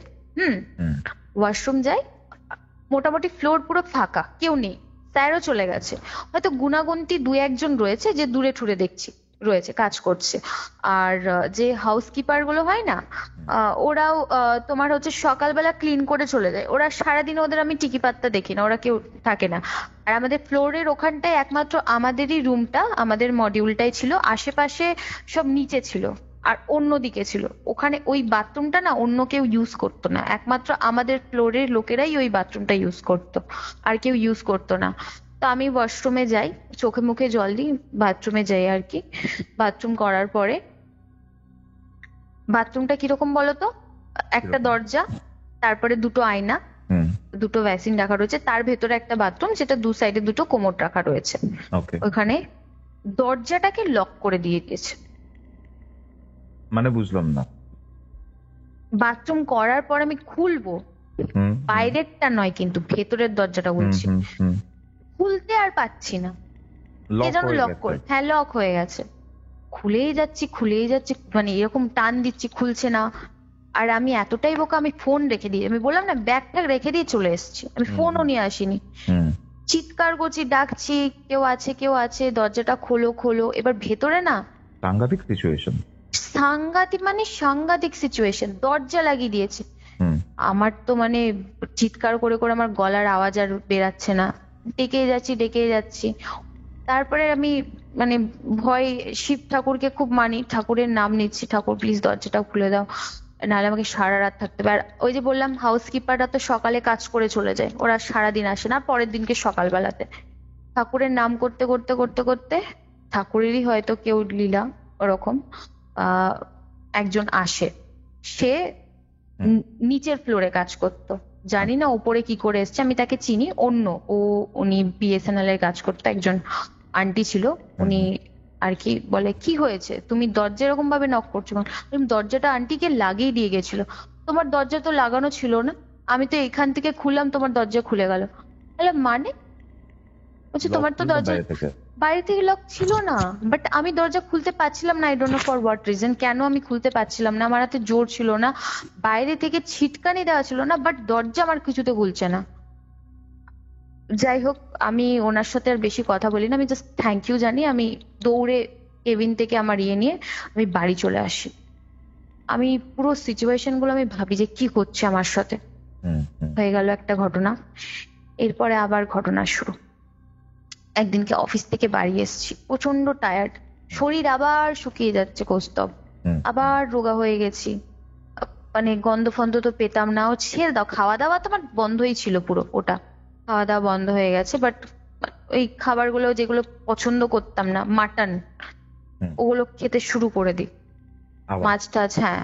কিন্তু ওই গন্ধ পেতাম না খুব একটা খাবারের, খেতে হচ্ছে খেতাম, খেতে ভাল লাগতো, গন্ধ পেতাম না, স্মেলটা পেতাম না। আর ওই ধূপকাঠি এসবের গন্ধ এগুলোও পেতাম না। তো যাই হোক, একদিনকে অফিস থেকে বাড়ি আসি, বাড়ি এসে আমি আমার নিজের রুমে আর কি বসে আছি, মা চা ঠা করে দেয়। তো মা পাশে মনে হয় কোনো আন্টির বাড়ি গেছিল, ঘরে আমি একাই ছিলাম। তো ঘরে একা ছিলাম, ঘরের রুমে শুধু নাইট বাল্বটা জ্বালিয়ে রেখেছি আর বারান্দার লাইটটা জ্বলছে, ঘরটা অন্ধকার করে, মাথাটা ব্যথা করছিল, শুয়েছিলাম। হয়তো বিশ্বাস করবে কিনা জানি না, আমার সঙ্গে ঘটনাটা ঘটে, ঘরটা অন্ধকার, একটা খাট, আলমারি, দরজাটা মানে খোলাই ছিল, বারান্দার লাইটটা আসছে আর নাইট বাল্বটা। মা বাড়িতে ছিল না, বাড়িতে কেউই ছিল না, আমি পুরো বাড়িতে একা। খাটের নিচ থেকে একটা সাউন্ড পাই, একটা শব্দ পাই, শব্দটা তোমাকে কি বলবো, খুব মানে হয় না যে একটা হাঁপিয়ে গেলে একটা নিঃশ্বাসের আওয়াজটা, এরকম একটা আওয়াজ, একটা অদ্ভুত আওয়াজ, হ্যাঁ এরকম একটা আওয়াজ পাই খাটের নিচ থেকে। আওয়াজটা তো পাই, তার সাথে আমার চুলের মুঠি ধরে আমাকে বসিয়ে দেয়, আর পিঠের মধ্যে ঠাস করে একটা গরম আগুনের, একদম কি বলবো, মানে হাত যেটাকে বলে, হাত, আমি ওটা বুঝতেই পেরেছি পুরো হাত, পিঠের মধ্যে একদম থাপ্পা দেয়, মানে চুলের মুঠি ধরে আমাকে বসিয়ে দেয়, পিঠে একটা থপ করে দেয় থাপ। মানে তুমি শুয়েছিলে, তোমাকে বসিয়ে দিল? শুয়েছিলাম আর চুলটা না, আমি চুল বেঁধে রাখতে পারি না, আর জানি না কেন আমার মাথা ব্যথা করে চুল বেঁধে রাখলে। ক্লিপটা দিয়ে জাস্ট আটকে রেখেছিলাম, চুলটা খুলে একটু আটকে, উঁচু করেও বাঁধিনি, মানে বাঁধাই ছিল, চুলটাকে এমনি খোলা রেখে ক্লিপটা আটকে রেখেছিলাম। চুলের মুঠি ধরে একদম আমাকে বসিয়ে দেয়, বসিয়ে আমার পিঠের মধ্যে একটা গরম হাওয়ার তাপ, একটা তাপ পিঠের মধ্যে থাপ করে পড়ে। তারপর কি হলো? আমি তো চিৎকার, জোরে, প্রচুর জোরে চিৎকার করেছি, উঠে যেতে পারছি না, আমার কাছে ক্ষমতা নেই। এই দৃশ্যটা মানে আমি শুধু ভাবছি। যাই হোক, মা দৌড়ে আসে, মা কোথায় গেছিল জানি না, মা দৌড়ে আসে, লাইট টাইট জ্বালায়, কি হলো কি হলো কি হলো কি হয়েছে। আমি মায়ের কাছে, আমি কিচ্ছু, আমার কথার আওয়াজ বেরাচ্ছে না, আমি মানে ওই মোমেন্টটার আওয়াজ বেরোচ্ছে না। মা আমি চুল এমনি এমনি বেরাচ্ছে, বুঝতে পারলে, গরম, কষ্ট, এইরকম অর্ধেক অর্ধেক কথা বেরাচ্ছে, পরিষ্কার সেন্টেন্স আমি বলতে পারছি না, অর্ধেক অর্ধেক বেরাচ্ছে। তারপরে যাই হোক, ঘুমাতে তো পারি না সারা রাত। একদিনকে কারেন্ট চলে গেছিল, বুঝলে, আচ্ছা। কারেন্ট চলে গেছিল, পরের ঘটনাটা বলি এবারে। একদিনকে কারেন্ট চলে গেছিল, এবারে এটার সঙ্গে হয়, কারেন্ট চলে যাওয়ার পরে আমরা নিচে বিছানা করে শুই, আমাদের বাড়ির পাশে মানে ম্যারেজ হল আছে, তো রাস্তার যে লাইট গুলো আর কি জ্বলে, কাচের জানলা ছিল বারান্দায় বড় বড়, তো জানলা খোলা সব খুলে দিই, আর দরজাটা না মানে অর্ধেক বন্ধ করে রাখি, পুরো না, মানে দুটো পাল্লাই দেওয়া, কিন্তু মানে বাইরে থেকে যে আলোটা সেটা আসছে, হ্যাঁ সেটা আসছে, মানে একটা মানে সরু মতন লাইটের মতন ঘরে আসছে। কারেন্ট চলে গেছে, জানলা ঠাল্লা সব বন্ধ, খোলা রয়েছে, ওই যে শুয়ে রয়েছে, আমি মা বাবা শুয়ে রয়েছে নিচে, বিছানা করে শুয়ে রয়েছি, প্রচন্ড গরম। যাই হোক, এপাশ ওপাশ ফোন ঘাটছি, ঘুম আসছে না, ফোন ঘাটছি, ঘুম আসছে না, এদিক ওদিক তাকাচ্ছি, ভাল লাগছে না, আর ঠাকুরের নাম করেই শুই, কিন্তু কোনো কাজের নয়। যাই হোক, তারপরে এদিক ওদিক শুতে শুতে প্রায় 1:45-র কাছাকাছি বাজে, হ্যাঁ 1:45-র কাছাকাছি বাজে, ফোনটা রেখে, মানে মায়ের দিকে শুয়েছিলাম পাশ করে ফোন ঘাটতে ঘাটতে, ফোনটা রেখে এই সাইডে, আমার সাইডে ফোনটা রেখে, এইদিকে মায়ের উল্টো দিকের কথা বলছি, রেখে আমি চোখটা বন্ধ করতে যাব, জাস্ট বন্ধ করতে যাব। এবার তোমাকে যেটা বললাম, দরজাটা আমার কিন্তু পুরো দেওয়া নেই, দরজাটা আমার হাফ দেওয়া, দুদিক আমাদের দরজাটা, মানে বাড়ির দরজা না দুটো পাল্লা, একটা পাল্লা নয় দুটো পাল্লা, মাঝখান থেকে পুরো সরু মতন বাইরের আলোটা আসছে ঘরে, ওইখানে দেখতে পাচ্ছি আলো আসছে ওপর থেকে, নিচটা পুরো অন্ধকার হয়ে গেছে, নিচটা পুরো অন্ধকার হয়ে গেছে। কেউ যদি দাঁড়িয়ে থাকে তখনই কিন্তু অন্ধকারটা হয়, বা বসে থাকে, দাঁড়িয়ে থাকলে পুরোটাই অন্ধকার হয়ে যেত, কেউ যদি বসে থাকে, ঠিক ওটা আমার পুরো মাথার সামনে ছিল দরজাটা, দেখছি এরকম কেউ বসে রয়েছে, ওপর দিয়ে আলো আসছে, বসে থাকে যেরকম একটা মানুষ, কালো মানে ছায়া মতন, ওই জায়গাটা পুরো কালো হয়ে গেছে, ছায়া মতন বসে রয়েছে, হ্যাঁ, আর ওই যে ওই হাঁপানোর একটা নিঃশ্বাস, ওটা এরকম, হ্যাঁ এরকম একটা নিঃশ্বাস, আমি দেখে ঝেড়ে মেরে এক লাফ দিয়ে মা বাবার মাঝখানে, এক লাফে, ওরে বাবারে বাবারে চিৎকার করে মা, তারপরে ফোনের ফ্ল্যাশ অন করে কি হয়েছে কি হয়েছে কি হয়েছে, বললাম, মা আমি ওখানে কি একটা দেখলাম, আমি আমি পারছি না মা থাকতে, আমি আমি আর বাঁচবো না, আমার আমার শরীর খারাপ করছে। তারপরে সাথে সাথে জল খাওয়াই, যাই হোক ঠাকুরের নাম ঠাম করে, এরকম ভাবে প্রচন্ড মানে কথাবার্তা আটকে যাচ্ছে, জড়িয়ে যাচ্ছে, তারপর থেকে না আমি কথাবার্তা কারোর সাথে আমি বলতেই পারতাম না। যাই হোক, ওই সিচুয়েশনটা মা কোনো রকমে রাতটা পেরালো, মাঝখানে সেই দিনকে মা বাবার মাঝখানে শুয়েছিলাম, মা জড়িয়ে ধরে শুয়েছিল আমাকে, লোহা টোহা সব রেখেছিল বালিশের নিচে, আর ও মাদুলি আমার হাত দিয়ে খুলে কোথায় হারিয়ে পড়ে গেছে, ওটা তো বলতেই ভুলে গেছে, মাদুলি নেই আমার হাতে, কিন্তু মাদুলি পড়ে গেছে। তারপরে যাই হোক লোহা টোহা আর কি রাখে, সেই রাতটা কোনো রকমে কাটে, ঘুম তো হয় না, চোখটা বন্ধ করে জাস্ট মাকে জড়িয়ে ধরে শুয়ে রয়েছি। পরের দিন সকালটা হয়, সেই ঘটনাটা ঘটলো, পরের দিন কোনো রকমের সকালটা হয়। তারপরে হচ্ছে তোমার এইবারে আমার বাড়িতে এবার অ্যাক্টিভিটি শুরু হয় আরো ভয়ানক, ওটা তো হলো রোজ রোজ সকালবেলাতে, তুমি বিশ্বাস করবে না কৌস্তব, আমার দুটো পায়ের থাই জাস্ট যন্ত্রণায় ছিঁড়ে যেত। যন্ত্রণা কাকে বলে, আমি না গামছা বেঁধে রাখতাম, দুটো পায়ে না গামছা বেঁধে রাখতো তো টাইট করে, এত যন্ত্রণা প্রত্যেক দিন। আর যন্ত্রণাটা ঠিক হতো ওই মানে ভোরবেলার দিকে, ভোরবেলার দিকে হতো, চোখটা খুলতো, মানে সারা রাত মনে হয় কেউ আমার শরীরের সঙ্গে অত্যাচার করে গেছে, সারা রাত।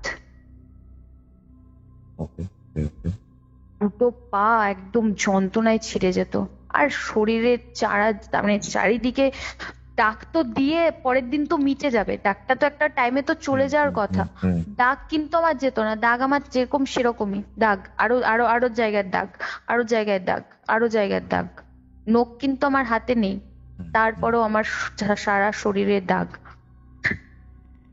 এটা হলো একদিনকে শুই মায়ের সাথে, কটা বাজে তখন, প্রায় 3:30 কাছাকাছি বাজে, বুঝতে পারলে।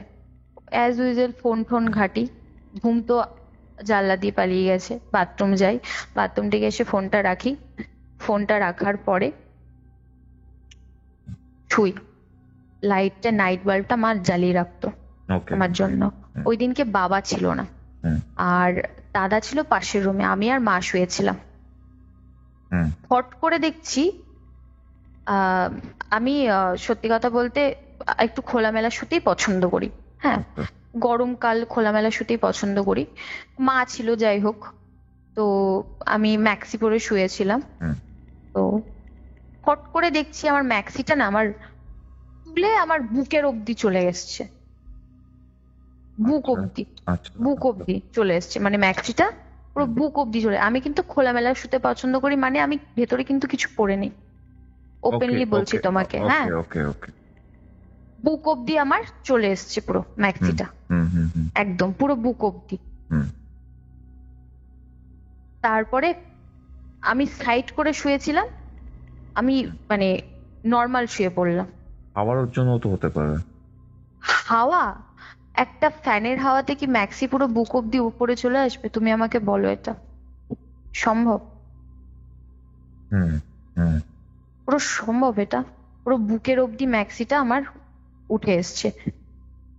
একটা ফ্যানের হাওয়াতে কখনো উঠবে কত দূর তুমি আমাকে বলছি? একটা মানুষ যদি নর্মালও ঘুমায়, তার যদি জামা ওঠে হার্ডলি পায়ের ওপর অব্দি, কোমর অব্দি। হ্যাঁ, আমিও শুই, যে যারা পরে আর কি ম্যাক্সি, তারা হয়তো বুঝবে, মেয়েরা বেশিরভাগ, তো যারা পরে তো তাদের হয়তো শুতে গেলে জামা কাপড় ওঠে, কিন্তু পুরো বুক অব্দি মানে গলা অব্দি আমার ম্যাক্সিটা, মানে একটু হলে পুরো খুলে যাবে, এরকম যে আমি পুরো একদম নেকেট হয়ে যাব, পরিষ্কার কথা, বুঝলে। মা কিন্তু, আমার মায়ের খুব ডিপ ঘুম, বুঝলে, তো মা পুরো ঘুমাচ্ছে গভীরে, সারা রাত আমার সঙ্গে, মানে ওই অবস্থা, আমি কিছু বলতে পারছি না, না মাকে ডাকতে পারছি না কিছু, আমার চোখ দিয়ে টপ টপ করে জল পড়ছে, অসহ্য ব্যথা কৌস্তব, অসহ্য ব্যথা, শরীরে ভারী, মনে হয় কেউ 25-30 কেজির একটা চালের বস্তা, মানে তাও কম হবে, আরো বেশি হবে মনে হয়। তোমার কি ফিল হচ্ছিল বেসিক্যালি? সত্যি কথা বলতে কি বলতো, বাথরুমের জায়গায় অসহ্য ব্যথা হচ্ছিল বাথরুমের জায়গায়। হ্যাঁ, আমার ওটা তো পরে আমি বুঝতে পারি, আফটার অল দেখো কলেজ কমপ্লিট হয়েছে, অতটাও ছোট নই আমরা, বুঝতে পারি কোনটা কোন জিনিস। পুরো সেক্সুয়ালি ভাবে আমার সঙ্গে সারা রাত অত্যাচার করা হয়েছে, এরকম চুলের মুঠি এরকম ভাবে আমাকে টেনে টেনে টেনে টেনে হিচড়ে, চুলের মুঠি, হাতের গুলো, নখের দাগ, হাতে আমার নখের দাগ গুলো এখন নেই, অনেক জায়গায় আছে অবশ্য, এখনো কিছু কিছু দাগ রয়েছে যেগুলো ডিপ হয়েছে, নখের দাগ না, মানে নর্মাল কিন্তু নখের দাগ নয়, পুরো ডিপ চেরা চেরা, একদম ফাঁক হয়ে যা ফালি, ওরকম ভাবে কিছু কিছু জায়গায় দাগ হয়ে দিয়েছিল। ওরকম সারা রাত আমার সঙ্গে অত্যাচার, মানে শরীরে ভারী একটা মানে চালের বস্তা কেউ চাপিয়ে দিয়েছে, আর জামাটা পুরো উপরে ওঠা। আমি মাকে ডাকতে চাইছি, কিন্তু আমি মাকে ডাকতে পাচ্ছি না, মা আমার পাশে শুয়েও পারে, আমি মাকে ডাকতে পারছি না, আমি শুধু কাঁদছি আর ভাবছি সকালটা কখন হবে। আমি আর পাচ্ছি না, আমি হাঁপিয়ে গেছি, আমার শরীর ঘাম দিচ্ছে, ফ্যান চলছে প্লাস আমি তাও ঘামছি।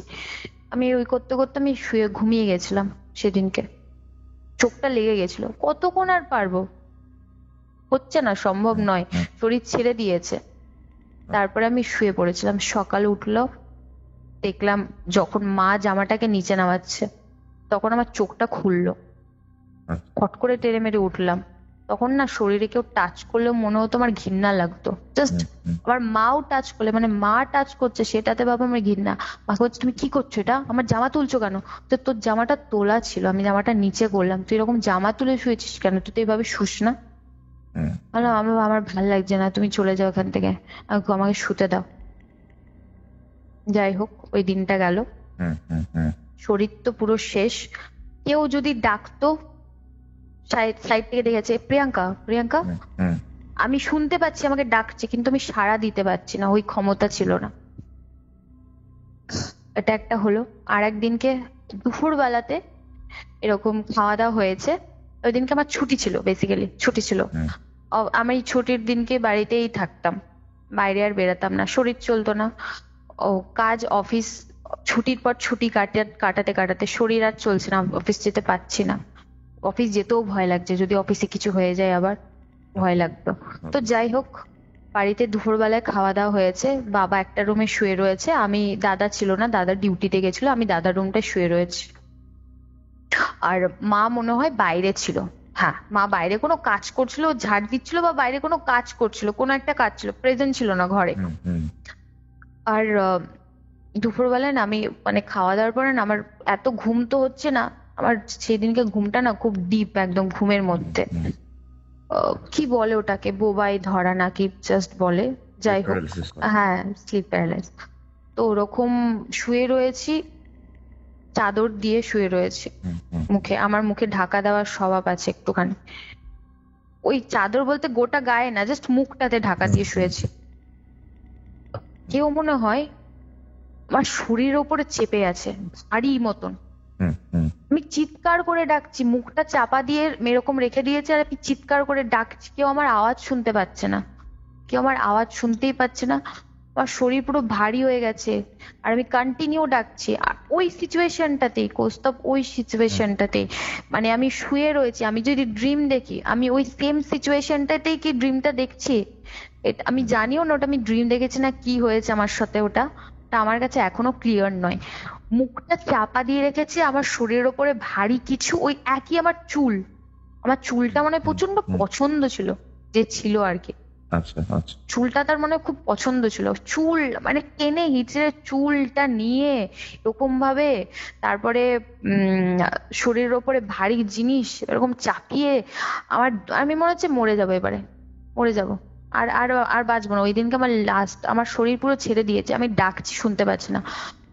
হট করে মাথায় এলো আমি যে গায়ত্রী মন্ত্র জপ করি এবারে, এবার গায়ত্রী মন্ত্র জপ করি, আমি গায়ত্রী মন্ত্র কন্টিনিউ জপ করে গেলাম, জানি না আমার মাথায় ফট করে এলো, গায়ত্রী মন্ত্র জপ করলাম, অনেকক্ষণ ধরে করলাম, করার পরে দেখছি চোখটা আমি, কি মনে হচ্ছে বলতো, আমি মাকে যখন ডাকছিলাম মনে হচ্ছে চোখ খুলে আমি পাশের রুমে চলে গেছি, মাকে বলে দিয়েছি, কিন্তু আমি ওখানে শুয়ে, পুরো সেম জিনিসটাই হচ্ছে আমার সাথে, কিন্তু আমার বারবার মনে হচ্ছে যে আমি চোখ খুলে আমি পাশের রুমে চলে গেছি, কিন্তু পাশের রুমে নেই, আমার সঙ্গে ওই ঘটনাটা ঘটছে, আমার সঙ্গে ঘটছে। দুপুর বেলাতেও আমাকে ছাড়েনি, দুপুর বেলাতেও ঘটছে আমার সঙ্গে, সকাল বেলাতেও হোক ঠিক আছে, এই রাতের বেলা হোক তাও ঠিক আছে, দুপুর বেলাতেও আমার সঙ্গে মানে ওই একই ঘটনা ঘটে যাচ্ছে। তারপরে গায়ত্রী মন্ত্রটা জপ করার পরে হালকা হলো শরীরটা, একটুখানি বুঝলাম, চাদর টাদর টেনে হিচড়ে বাবার কাছে চলে গেছি। মানে একই ভাবে মা তো দেখছে ঘটনা, মা না বুঝতে পারছে, মা আমাকে জিজ্ঞাসা করতো, কিন্তু আমি মাকে কিছু বলতে পারতাম না, কেন জানি না আমি বলতে পারতাম না, বললেও মনে হয় কেউ আমাকে আটকে দিত, কেমন আমাকে আটকে দিত বারবার, আমাকে বলতে যাব আটকে দিত বারবার। এটা হলো। এইবারে একটা সব থেকে বড় ঘটনা তোমাকে বলি, যেটা আমার সাথে হয়েছে। ওই দিনকে মা আমাকে একা তারপরে রাখতো না, কিন্তু কিছু কিছু সময় কি বলতো, পুরো সংসারটার দায়িত্ব তো মায়ের ওপরে ছিল, আমি তো মানে শেষ, একদম শয্যাশয়ী হয়ে গেছি যাকে বলে। একদম বাড়িতে আর কেউ ছিল না সেই দিনকে। আর মা আমাকে মানে খাইয়ে দাইয়ে ঘুম পাড়িয়ে আর কি রেখে দিয়েছে এবার ঘরে। সন্ধেবেলা, হ্যাঁ সন্ধেবেলার দিকটাই হবে, সন্ধে টন্ধে মা দিয়েছে, চলে গেছে, আমি শুয়ে রয়েছি। মা মনে হয় একটু বাজারে গেছিল তখন, হ্যাঁ বাজারে গেছিল, আমার ঠিক মনে পড়ছে না কোথায় একটা গিয়েছিল। ওকে। ঘরের ঘরের লাইটটা মা জ্বালিয়ে রেখে গেছিল। হ্যাঁ, হুম। এগুলো মানে শুনতে হয়তো লাগবে অন্যরকম, বাট এগুলো ঘটেছে আমার সঙ্গে, বাস্তবে ঘটেছে, এগুলো বাস্তবে আমার সঙ্গে ঘটেছে। আমি ভাবতেও চাই না এগুলো আমার সঙ্গে কেন হয়েছে, আমি এখনো ভাবতে চাই না। যাই হোক, প্রথমে হলো লাইটটা বন্ধ করলো, দরজাটা বন্ধ হলো হড়াম করে, আচ্ছা। দরজাটা বন্ধ হলো, হুম। লাইটটা, আমি বললাম মা তুমি এলে নাকি, আমি মাকে বলছি মা তুমি এলে, কোনো আওয়াজ নেই, লাইটটা বন্ধ হলো, দরজাটা বন্ধ হলো। আবার আমার চুলের মুঠি, চুলটা চুলটা নিয়ে পুরো এপাশ ওপাশ বিছানার চাদর লেপকে একদম আমার সঙ্গে মানে হুম। মা যখন এসে দেখে না আমি না এরকম বেঁকে গেছি, এরকম না বেঁকে গেছি, মানে বেঁকেটা কিরকম আমি তোমাকে দেখাবো। পাটা নিচের দিকে, হাত মানে কেউ যদি কোলে তোলে না, হুম, হুম। কেউ যদি কোলে তোলে হাত দিয়ে কোমরের সাইডটা যদি কোলে তোলে, এরকম বেঁকে গেছি, হাত দুটো আমার ওরকম, বাট আমি বেঁকে গেছি, আর মাথাটাও আমার মানে ঘাটটা উল্টো দিকে বেঁকে গেছি এরকম ভাবে। জামা কিন্তু আমার ওঠা, ওকে, ওকে, ওকে। জামা কিন্তু আমার ওঠানো ছিল, আর আমি বেঁকে গেছি। মা ওই দৃশ্য দেখে আমার মায়ের তো হয়ে গেছে, মায়ের তো পুরো একদম মানে কি বলবো, জাস্ট লাইট ফাইট জ্বালালো, হুম। নিয়ে তারপরে বললো কি হয়েছে মামুন, কি হয়েছে কি হয়েছে। আমি তখনও স্টিল ওই মোমেন্টে ওইভাবেই রয়েছে, যখন মা আমাকে ধরলো টাচ করলো তখন আমি শুয়ে পড়লাম, ধরাম করে খাটেতে শুয়ে পড়লাম, জাস্ট ধরাম করে একটা আওয়াজ হলো, শুয়ে পড়লাম। হুম। তারপরে মা, এটা মায়ের কাছে শোনা যে মা দেখে তারপরে নাকি একটা হাওয়া মতন কি একটা বেরিয়ে গেল, দরজা দিয়ে একটা হাওয়া মতন বেরিয়ে গেল। হুম, হুম। আর মা সবসময় বলতো যে মামুন তুই কি মানে কোনো আমি পারফিউম ইউজ করতাম, কিন্তু তারপর থেকে আমি কোনো কিছু আর অত ইউজ কি আমার মাথায় কোনো থাকতোই না ওই জিনিসপত্র, এই কি সাজবো কি পরবো খাওয়া দাওয়া। মা বলতো তোর গা দিয়ে না খুব আস্তে আস্তে একটা গন্ধ বেরায়, তুই কি চান টান করিস না নাকি, একটা একদম বিচ্ছিরি গন্ধ আমার গা দিয়ে বেরাতো।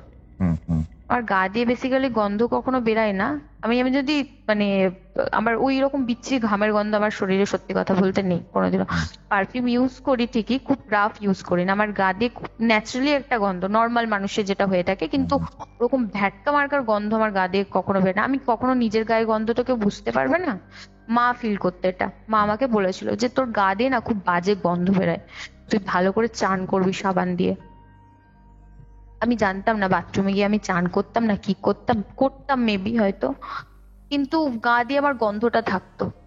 চুল উস্কো খুস্কো, জামা কাপড় পরা ছাড়া বাসি জামা পরেই যাচ্ছি, পুজো ঠাকুরকে প্রণাম করা কোনো কিচ্ছু ছিল না, কোনো নাথিং। হুম, হুম। আর একটা ঘটনা ঘটে যেটা তোমাকে বলি এরপরে, ব্যাপারটা ঘটনাটা ঘটে আমার সঙ্গে একদিনকে। এই হয় না যে রাতের একটা টাইম হয় যে টাইমটাই খারাপ টাইম বলে আর কি, নেগেটিভ এনার্জির বাইকটা বেশি ভারে, হ্যাঁ সাড়ে চারটে। হ্যাঁ ঠিক ওই সময় পৌনে চারটের কাছাকাছি, পৌনে চারটের কাছাকাছি। হুম। তো ফোন টোন ঘাটা হয়ে গেছে, ঘুমিয়েও গেছিলাম সেদিনকে, জলদি শুয়ে পড়েছিলাম। তারপরে আমি জানি না আমি কোথায় ছিলাম, কিন্তু আমার বাড়ির লোক আর কি, মা স্পেশালি মা আমাকে ঘুরে দেখছে আমি নেই, আমি বিছানাতে নেই।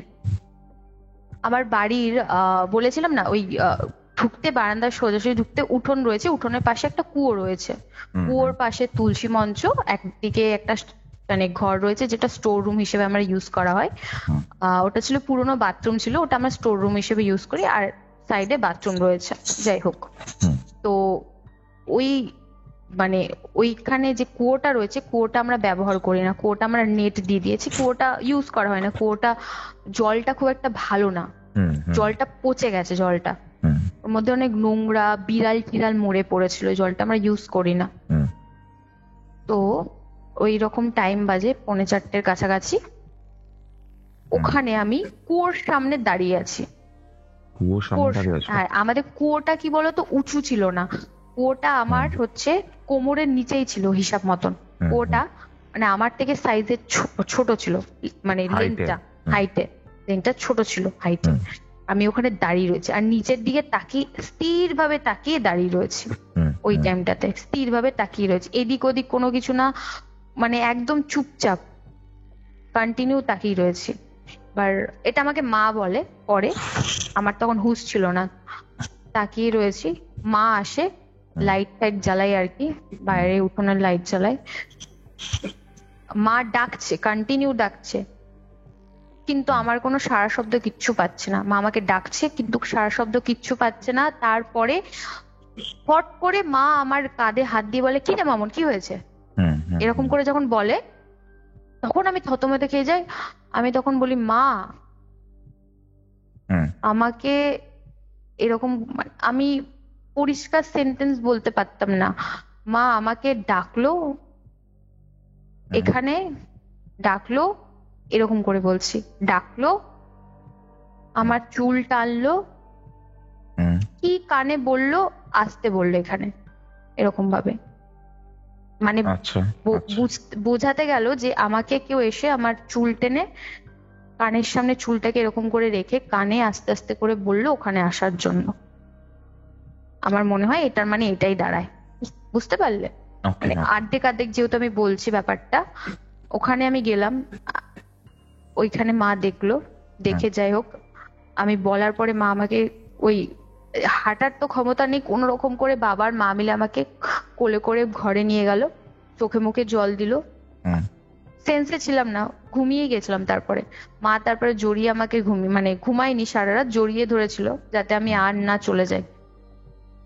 আমি ওখানে তোমাকে কুয়োর জলে ফেলতে চেয়েছিল হয়তো, মেবি কুয়োর জলে ফেলতে হয়তো আমাকে চেয়েছিল, মেবি কুয়োর জলে হয়তো আমাকে ফেলতে চেয়েছিল।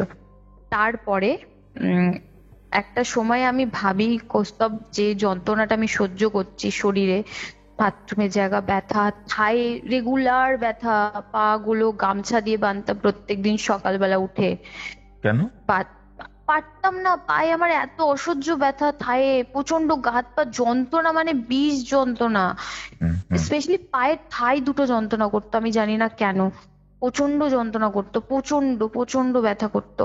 গামছা দিয়ে বাঁধতে হতো, নর্মাল এরকম টিপে দিলেও ব্যথা ঠিক হতো না, বা কোনো মুভ স্প্রে লাগিয়ে দিতাম, হতো না, টাইট করে বাঁধতাম তারপরেও ব্যথা কমতো না, অনেকক্ষণ পর একটুখানি রিলিফ পেতাম হয়তো ওই টাইট করে বাঁধার মানে পর। আর এভরিডে সকালবেলা ওই টাইমটা যখন ঘুম থেকে উঠতাম, সারাদিন আর ব্যথা করতো না, কিন্তু সারাদিন কিন্তু আর ব্যথা করতো না, ওই সারাদিন, ওই সারা রাতের পর ওই ভোরবেলা সকালবেলা যখন চোখটা খুলতো ঠিক ভোরবেলার দিকে, তখন আমার ওই জায়গাটা ব্যথা করতো, ওই পা দুটো আর বাথরুমের জায়গা থেকে অসহ্য ব্যথা, সেই কাল্পনা, মানে ওটা ভাষা নেই, ওটা যার হয় সেই জানে। তারপরে আমি একটা সময় ভেবেছিলাম যে না, আমি বাঁচবো না, এর থেকে আমার কাছে মানে মরে যাওয়া বেটার অপশন। আমার কাছে ভেবেছিলাম যে আমি আত্মহত্যা করে নেবো, আমি আর বাঁচবো না। এইরকম যন্ত্রণা সহ্য করার থেকে মরে যাওয়া অনেক বেশি আমার কাছে মনে হয়েছিল বেটার।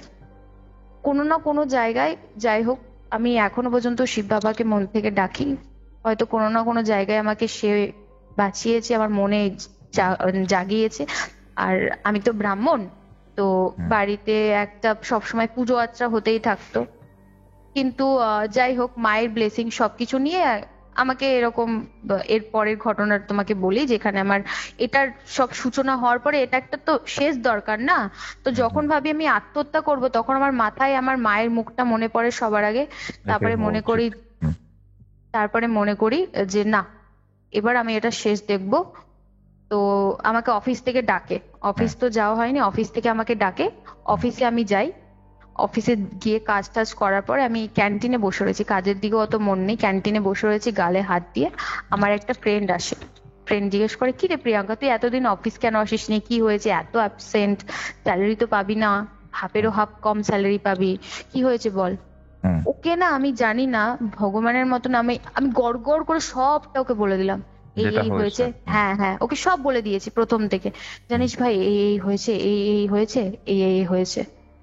আমি কিন্তু কাউকে বলিনি, না আমার মাকে বলেছি, না আমার বয়ফ্রেন্ডকে বলেছি, যে যে এখন আমার হাজবেন্ড এই মুহূর্তে।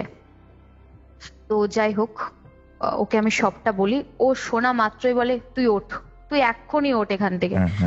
আমি বললাম কেন, কি হয়েছে? বলছে তুই এগুলো কি বললি, তুই এতদিন রয়েছিস কি করে, তুই কাকিমা কাউকে বলিসনি?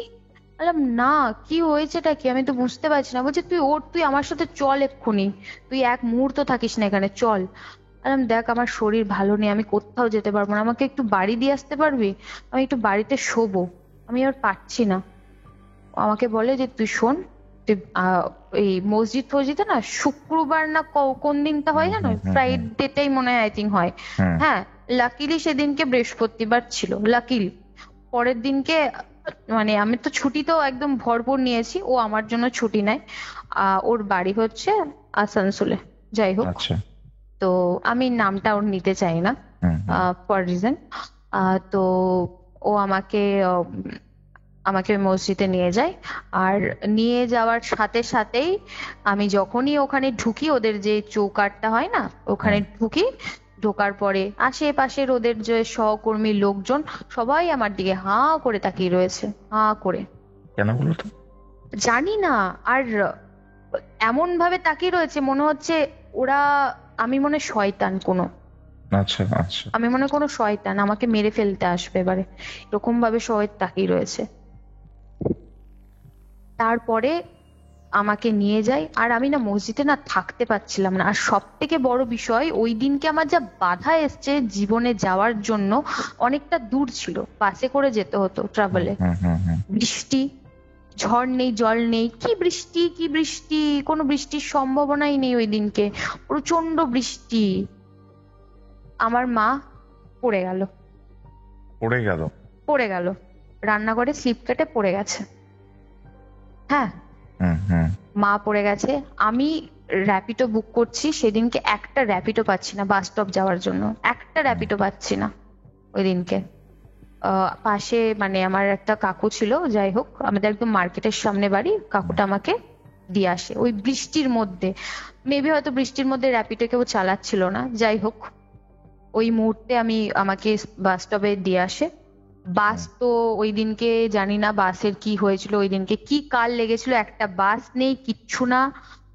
যাই হোক বাসে কোনো রকমে উঠলাম, কোনো রকমে মাকে আমি বললাম মা আমাকে যেতে হবে। তো আমি ওখানে যাই, মসজিদে যাওয়ার পরে ওরা আমাকে আমার ঠিক মনেও পড়ছে না, ওই সময় ওরা আমাকে ইয়ে করলো, ঝাড়লো মনে হয়, ওই ওদের একটা ঝাড়ু থাকে না, ওটা দিয়ে ঝাড়লো আমাকে বসিয়ে, আর শুধু একটাই কথা বললো, তুই এখন কি করতে এসেছিস, তুই তো নেই, তুই তুই যেটা রয়েছিস তুই সেটা নস, তুই অনেক দেরি করে এসেছিস, আমি জানি না পারবো না মনে হয় না তোকে বাঁচাতে। আমার ফ্রেন্ডটা বলে যে প্লিজ ওকে কিছু একটা দিন ওকে, আমি জানি কারণ কি ওর বান্ধবীকেও নিয়ে গেছিল, ও বলে যে প্লিজ ওকে করে দিন, কারণ ওর মাথায় অনেক দায়িত্ব, আর ও যেভাবে ঘটনাগুলো আমাকে বলেছে আমি বুঝতেই পেরেছি তার জন্যই আপনার কাছে আমি এনেছি। তো ওকে বলে যে ওকে তুই এত দেরি করে কেন এনেছিস, ওর আর জাস্ট 15 দিনের অতিথি ছিল, 15 দিনও মনে হয় নয়, 15 দিনও নয়। তো তারপরে ওখানে আমি যাই, আমাকে দেয় সবকিছু ঝাড়িয়ে ঠাড়িয়ে, আর আমাকে একটা ওদের সুতো না কি একটা পরিয়ে দেয়, হ্যাঁ, আর একটা জল দেয় আমাকে, হ্যাঁ, আর একটা যেন কি যেন দিয়েছিল, বলে বালিশের তলায় এটা রাখবি, ওদের একটা ছিল পুড়ে পুড়ে দিয়েছিল, মানে ওটা একটা মানে কাপড়ের মধ্যে পুড়ে দিয়ে দিয়েছিল, পুঠু দিল ওর মধ্যে দিল পুড়ে দিয়েছিল, আর একটা সুতো মতন দেয়, বলছে সুতোটা খুলবি না, পরের সপ্তাহে আমার কাছে আসবি, কারণ কি আমি একদম শেষ সময় গেছি, বললাম না বাস টাস কিচ্ছু নেই, ওদের মসজিদ ওদের আজান ঠাজান দেওয়ার ব্যাপার থাকে, তখন ওরা না দেখে না, বুঝলে, লাস্ট সময়।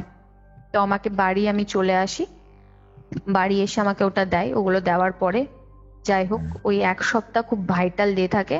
তারপরে আমি বাড়িতে এসে আমার বরকে বলি, ও তো প্রচন্ড রাগারাগি করে, তুমি আগে কেন বলনি, হ্যান ত্যান। আমার মাকে বলি, মা তো শুনে মানে অবাক, দাদা ঠাদা বাড়িতে মানে কান্নাকাটি শুরু হয়ে গেছে। আর তারপরে যাই হোক, সেইবারে পরের বার 1 সপ্তাহটা আমাকে পুরো একদম ঘর থেকে কোনো জায়গায় বেরাতে দেয়নি, বাথরুমে মানে সবসময় চোখে চোখে রাখতো আমাকে।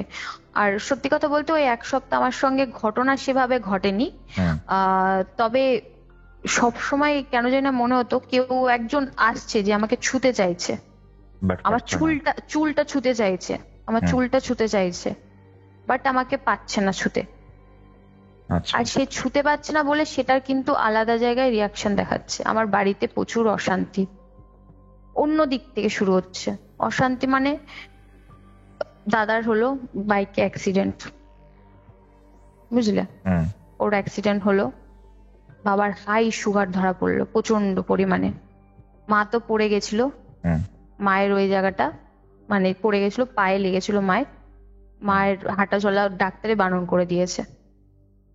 আর হচ্ছে সব থেকে বড় বিষয় হচ্ছে ঘরে কোনো মানে আমি যে রুমটায় থাকতাম ওই রুমে সব সময় একটা আষ্টে গন্ধ, যেটা ওই গন্ধটা যেতেই চাইতো না। মানে ওই রুমটায় যে ঢুকতো সে বলতো মানে একদম পচা নর্দমায় চলে এসেছি। কি আমি গন্ধটা এক্সপ্লেন করতে পারবো না। অনেক দিন ধরে ডাস্টবিন একটা জায়গায় জমিয়ে রাখলে যে গন্ধটা আর কি ছাড়ে, বিচ্ছিরি গন্ধ একটা, আষ্টে মাছের সব পচা টচা রাখলে যেটা হয়, ওই আষ্টে মাছের একটা বাজে গন্ধ, যেটা আমার শরীর থেকেও ছাড়তো, আমার আশেপাশেও ছাড়তো। ওইটা দেয়, সুতো ফুতো দেওয়ার পরে ওই 1 সপ্তাহ আমাকে খুব সাবধানে রাখে। 1 সপ্তাহ হয়, পরের দিনকে সকালবেলা, এই শুক্রবারে আর কি, সকাল সকাল আমি যাই, গিয়ে পরে মানে সবকিছু ঝাড়া ঠাড়া হয়। আর আমাকে বলে, আমি বলি যে, আমাকে সবার আগে বলে যে, হ্যাঁ রে, তোর কি কোনো কিছু কাউকে দিয়েছিস তুই?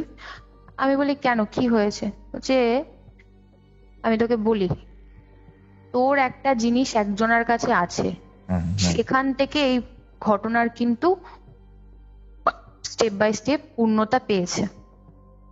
আমি বললাম আমার তো কোনো জিনিস কারোর কাছে দেওয়া নেই। আমি খুব মনে করার চেষ্টা করলাম, তো বলছে তোর আশেপাশে তোর ফ্যামিলি মেম্বার বা তোর মানে বন্ধু কেউ, বন্ধু বাড়িতে হ্যাঁ আসে।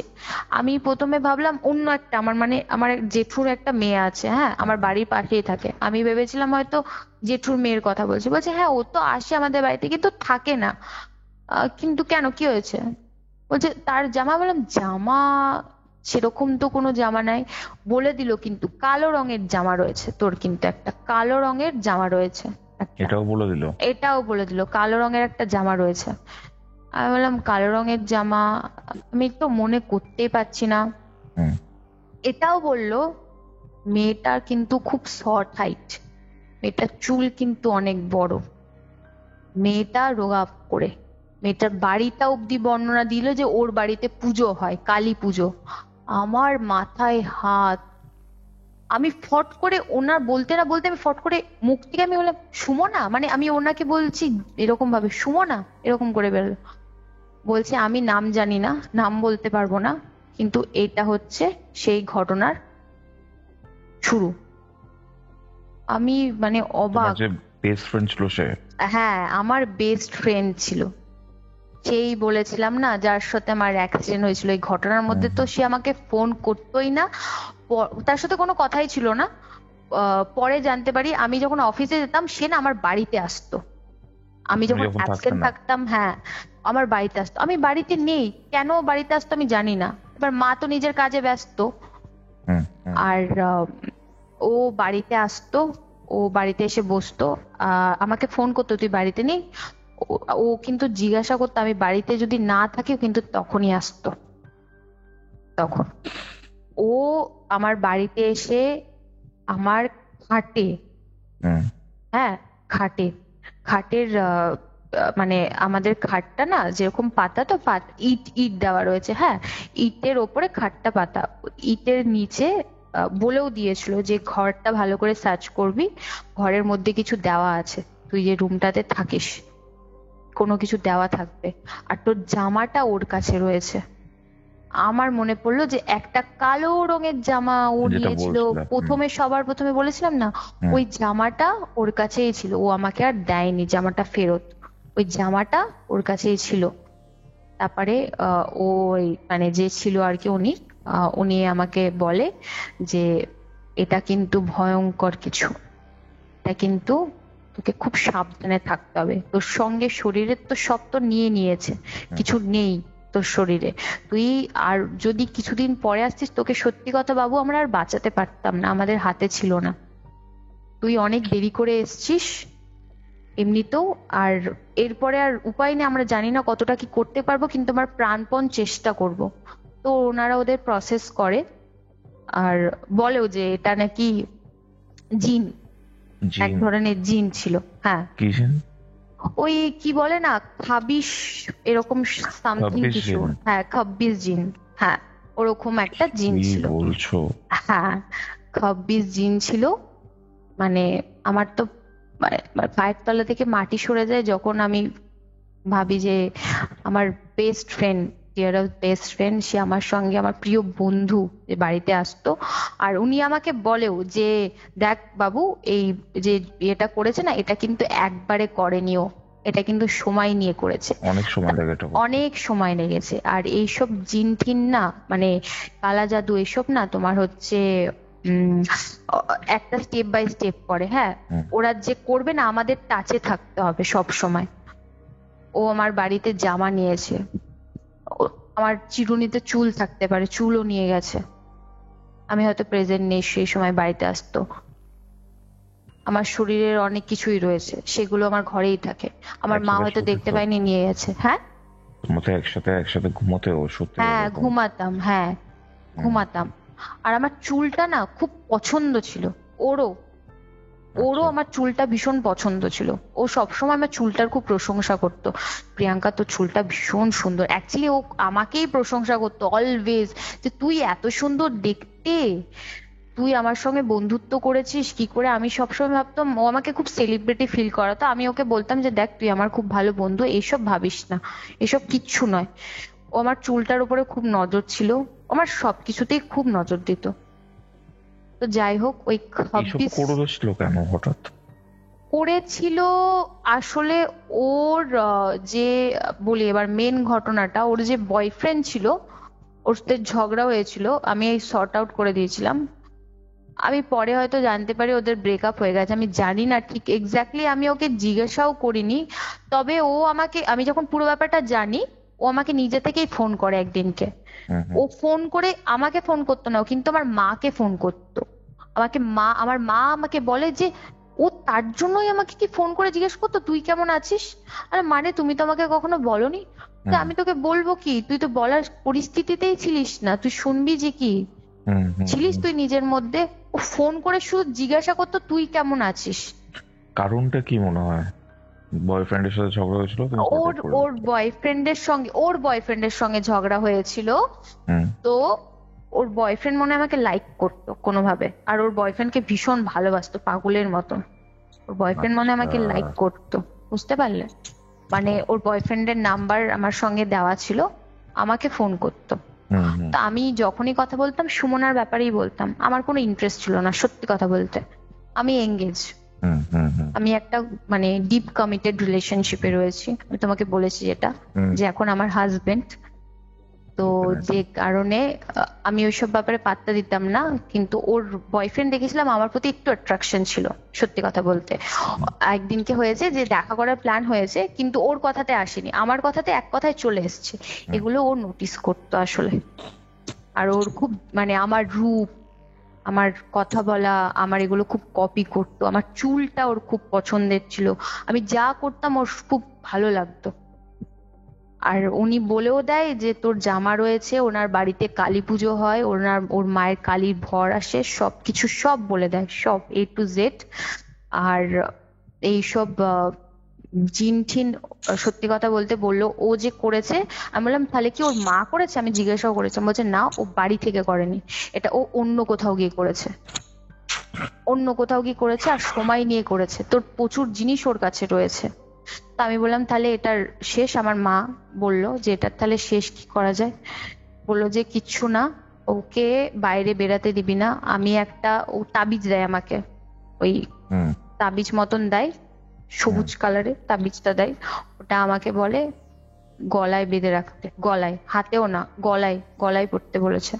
আচ্ছা, ওটা পুরো আমাকে টানা 1 বছর পড়তে বলেছে, টানা 1 বছর। আমি যেন ওটা আমার শরীর থেকে একদম মানে কোনো, ওটা যদি খুলে পড়েও যায়। এন্ড হয়েছে কবে?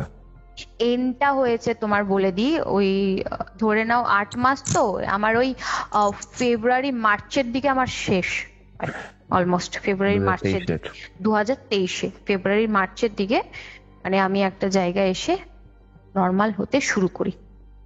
তারপরে এখন কেমন আছো? এখন কোনো প্রবলেম হয়? এখন তো প্রবলেম কিছু নেই, অনেকটা টাইম পেরিয়ে গেছে। মাদুলিটা যেহেতু 1 বছর হয়ে গেছে আমার, তো মাদুলিটা আমি খুলে দিয়েছি। খুলে আমি ওটা মানে একটা জায়গায় ভাসিয়ে দিতে বলেছিল, একটা জায়গায় মাদুলিটা 1 বছর পর খুলে দিতে বলেছিল। তো উনি মাদুলিটা দেয়, আর ওনাদের আরো প্রসেস ছিল যেগুলো উনি করেছিল, আমার ঠিক মনেও ছিল না ওই সময়, আমি নিজের ঘুরে ছিলাম না সত্যি কথা বলতে, যে যা করেছিল আমার ঠিক মনে নেই, নাহলে আমি নিশ্চয়ই সবাইকে শেয়ার করতাম। আর তারপরে আমি বাড়িতে আসি, আমাকে বাড়িতে এসে প্রচুর কান্নাকাটি হয়। ওই বান্ধবীটা ফোন করে আমাকে, ফোন করে আমি ওকে একটাই কথা বলি যে, ওকে আমাকে ফোন করেছিল, ওকে আমি লাস্ট টাইম ওর সাথে কথা বলেছিলাম মনে আছে, ও আমাকে নিজে থেকে ফোন করবে, আমি ওকে বলি যে দেখ তুই আমার অনেক উপকার করেছিস, দয়া করে আমাকে এরপর থেকে আর ফোন করিস না। আর ওর সামনে আমাকে যেতে না করেছিল, কোনোদিনও চোখের সামনে যদি যায় আমাকে যেতে না করেছিল। আর বলেছিল যে তুমি যদি কোনোভাবে পারো তো ওখান থেকে ওর জামাটা চেয়ে নিও। জামাটা তো নেওয়া হয়নি, যাই হোক এখনো ওর কাছে রয়েছে। এখনো রয়েছে। তবে কি বলতো, ওই যে জিনিসগুলো রয়েছে না, ও তো আমার বাড়িতে আর যাতায়াত করে না, ওইটার একটা ভ্যালিড টাইম থাকে, যে জাদু করে না ব্ল্যাক ম্যাজিক, ওটার একটা টাইম থাকে, ওইটা করতে গেলে ওকে আমার টাচে থাকতে হবে, আমার জিনিসগুলোকে চেঞ্জ করতে হবে, সব ফ্রেশ নিতে হবে। তা বলেছিল আমাকে, যে ছিল আর কি ওখানে, ও আমাকে দেখেছিল, ও বলেছিল যে ও তোর আর কিছু ক্ষতি করতে পারবে না, আমি তোর শরীর যা করার করে দিয়েছি, ও তোর কোনো ক্ষতি করতে পারবে না, যে আছে সে চলে যাবে, চিন্তা করিস না। আর যখন ওই তাবিজটা পা দিই, যখন সবকিছু করি, আমার শরীর না পুরো হালকা হয়ে যায়, মানে হালকা মানে মানে কি বলবো, পুরো শান্তি, একদম পুরো শান্তি, শরীরের ব্যথা ফ্যাথা কিচ্ছু নেই আর, প্রচন্ড হালকা, মানে কতদিন পর মনে আমি এরকম একটা শরীর আগের মতন ফেরত পেলাম, শরীরে একটা জোর, আস্তে আস্তে, দুর্বল তো ছিলাম নিশ্চয়ই, কিন্তু শরীরটা খুব হালকা হয়ে যায়। তারপরে বাড়িতে নিয়ে আসা হয়, আমাকে বাড়িতে নিয়ে এসে আর কি সাবধানে রাখা হয়, আমার বান্ধবীটা ফোন করে ওই যে ওকে বলি, তারপর ওর নাম্বার ব্লক করে দিই, ওর সাথে আর কোনোদিনও জীবন ওর আশেপাশে দেখা করা তো দূরের কথা। তারপরে তো তোমায় বলেছিলাম আমি চলে আসি এখানে চাকদাতে। একটা ব্যাপার, হ্যাঁ সাংঘাতিক, মানে সাংঘাতিক। আর এই যে জিনটা ধরেছিল না আমাকে, এটা বলে নাকি মানে এটা খুব কম, এটা খুব কম মানুষকে পাওয়া যায়, আর এটা তুমি না সব মসজিদে গিয়ে এটা ঠিক হয় না, সব জায়গায় পারবে না করতে, ঠিক তোমার হাত তুলে নেবে। আর আমি একদম শেষের পর্যায়ে চলে গেছিলাম, আমাকেও মেরেই ফেলতো, একদম আমাকে পুরোই মেরে ফেলতো, আমাকে ও আমার শরীরের সঙ্গে যা করে নিয়েছে, আমাকেও নিয়ে যেত পুরো। বললো যে এই যে জিনটা ছিল মানে খুব খারাপ, মানে যে ওর জিনের আগেও তো একটা ব্যাপার ছিল ওর মধ্যে, যে জিনটা থেকেও যে একটা শরীরে এসছে, তো এই শরীরে বললো যে জিনটা ছিল ওনার মানে ওই জিনটা খুব বাজে একটা সিচুয়েশন থেকে এসছে, মানে ভালো নয়, সব কিন্তু খারাপের দিক থেকেও একটা মানে স্ট্রং মানে স্পিরিট কাজ করে, একটা কম একটা বেশি স্ট্রং স্পিরিট কাজ করে, কিন্তু এই জিনটা খুব মানে ভাব্বিস বলে যেটাকে বলা হয়, নেগেটিভ, ভীষণ স্ট্রং ছিল। তারপরে তো মানে কি বলবো, আশা করি প্রিয়াঙ্কা এত কিছু হয়ে গেছে, এবার নিজের লাইফে নতুন একটা স্টার্টিং পয়েন্টে আছো। হ্যাঁ এক্স্যাক্টলি, হ্যাঁ থ্যাংক ইউ সো মাচ। এটাই ছিল আজকের এপিসোড। আজকের এই এপিসোডটা আপনাদের কেমন লাগলো সেটা কিন্তু কমেন্ট করে জানাতে ভুলবেন না। ভালো লাগলে অবশ্যই লাইক করে শেয়ার করে দেবেন, এবং কিউরিওফাইট ইউটিউব চ্যানেলে নতুন হলে সাবস্ক্রাইব করে বেল নোটিফিকেশন অন করে রাখুন। তাহলে চলুন দেখা হচ্ছে রবিবার দিন দুপুর ঠিক 3টের সময়। ততক্ষণ অবধি কিউরিওফাইটের এরকম আরও 2টি এপিসোড শুনতে আপনার মোবাইল স্ক্রিনে আসা ডান দিকের অথবা বাদিকের বক্সে ক্লিক করুন।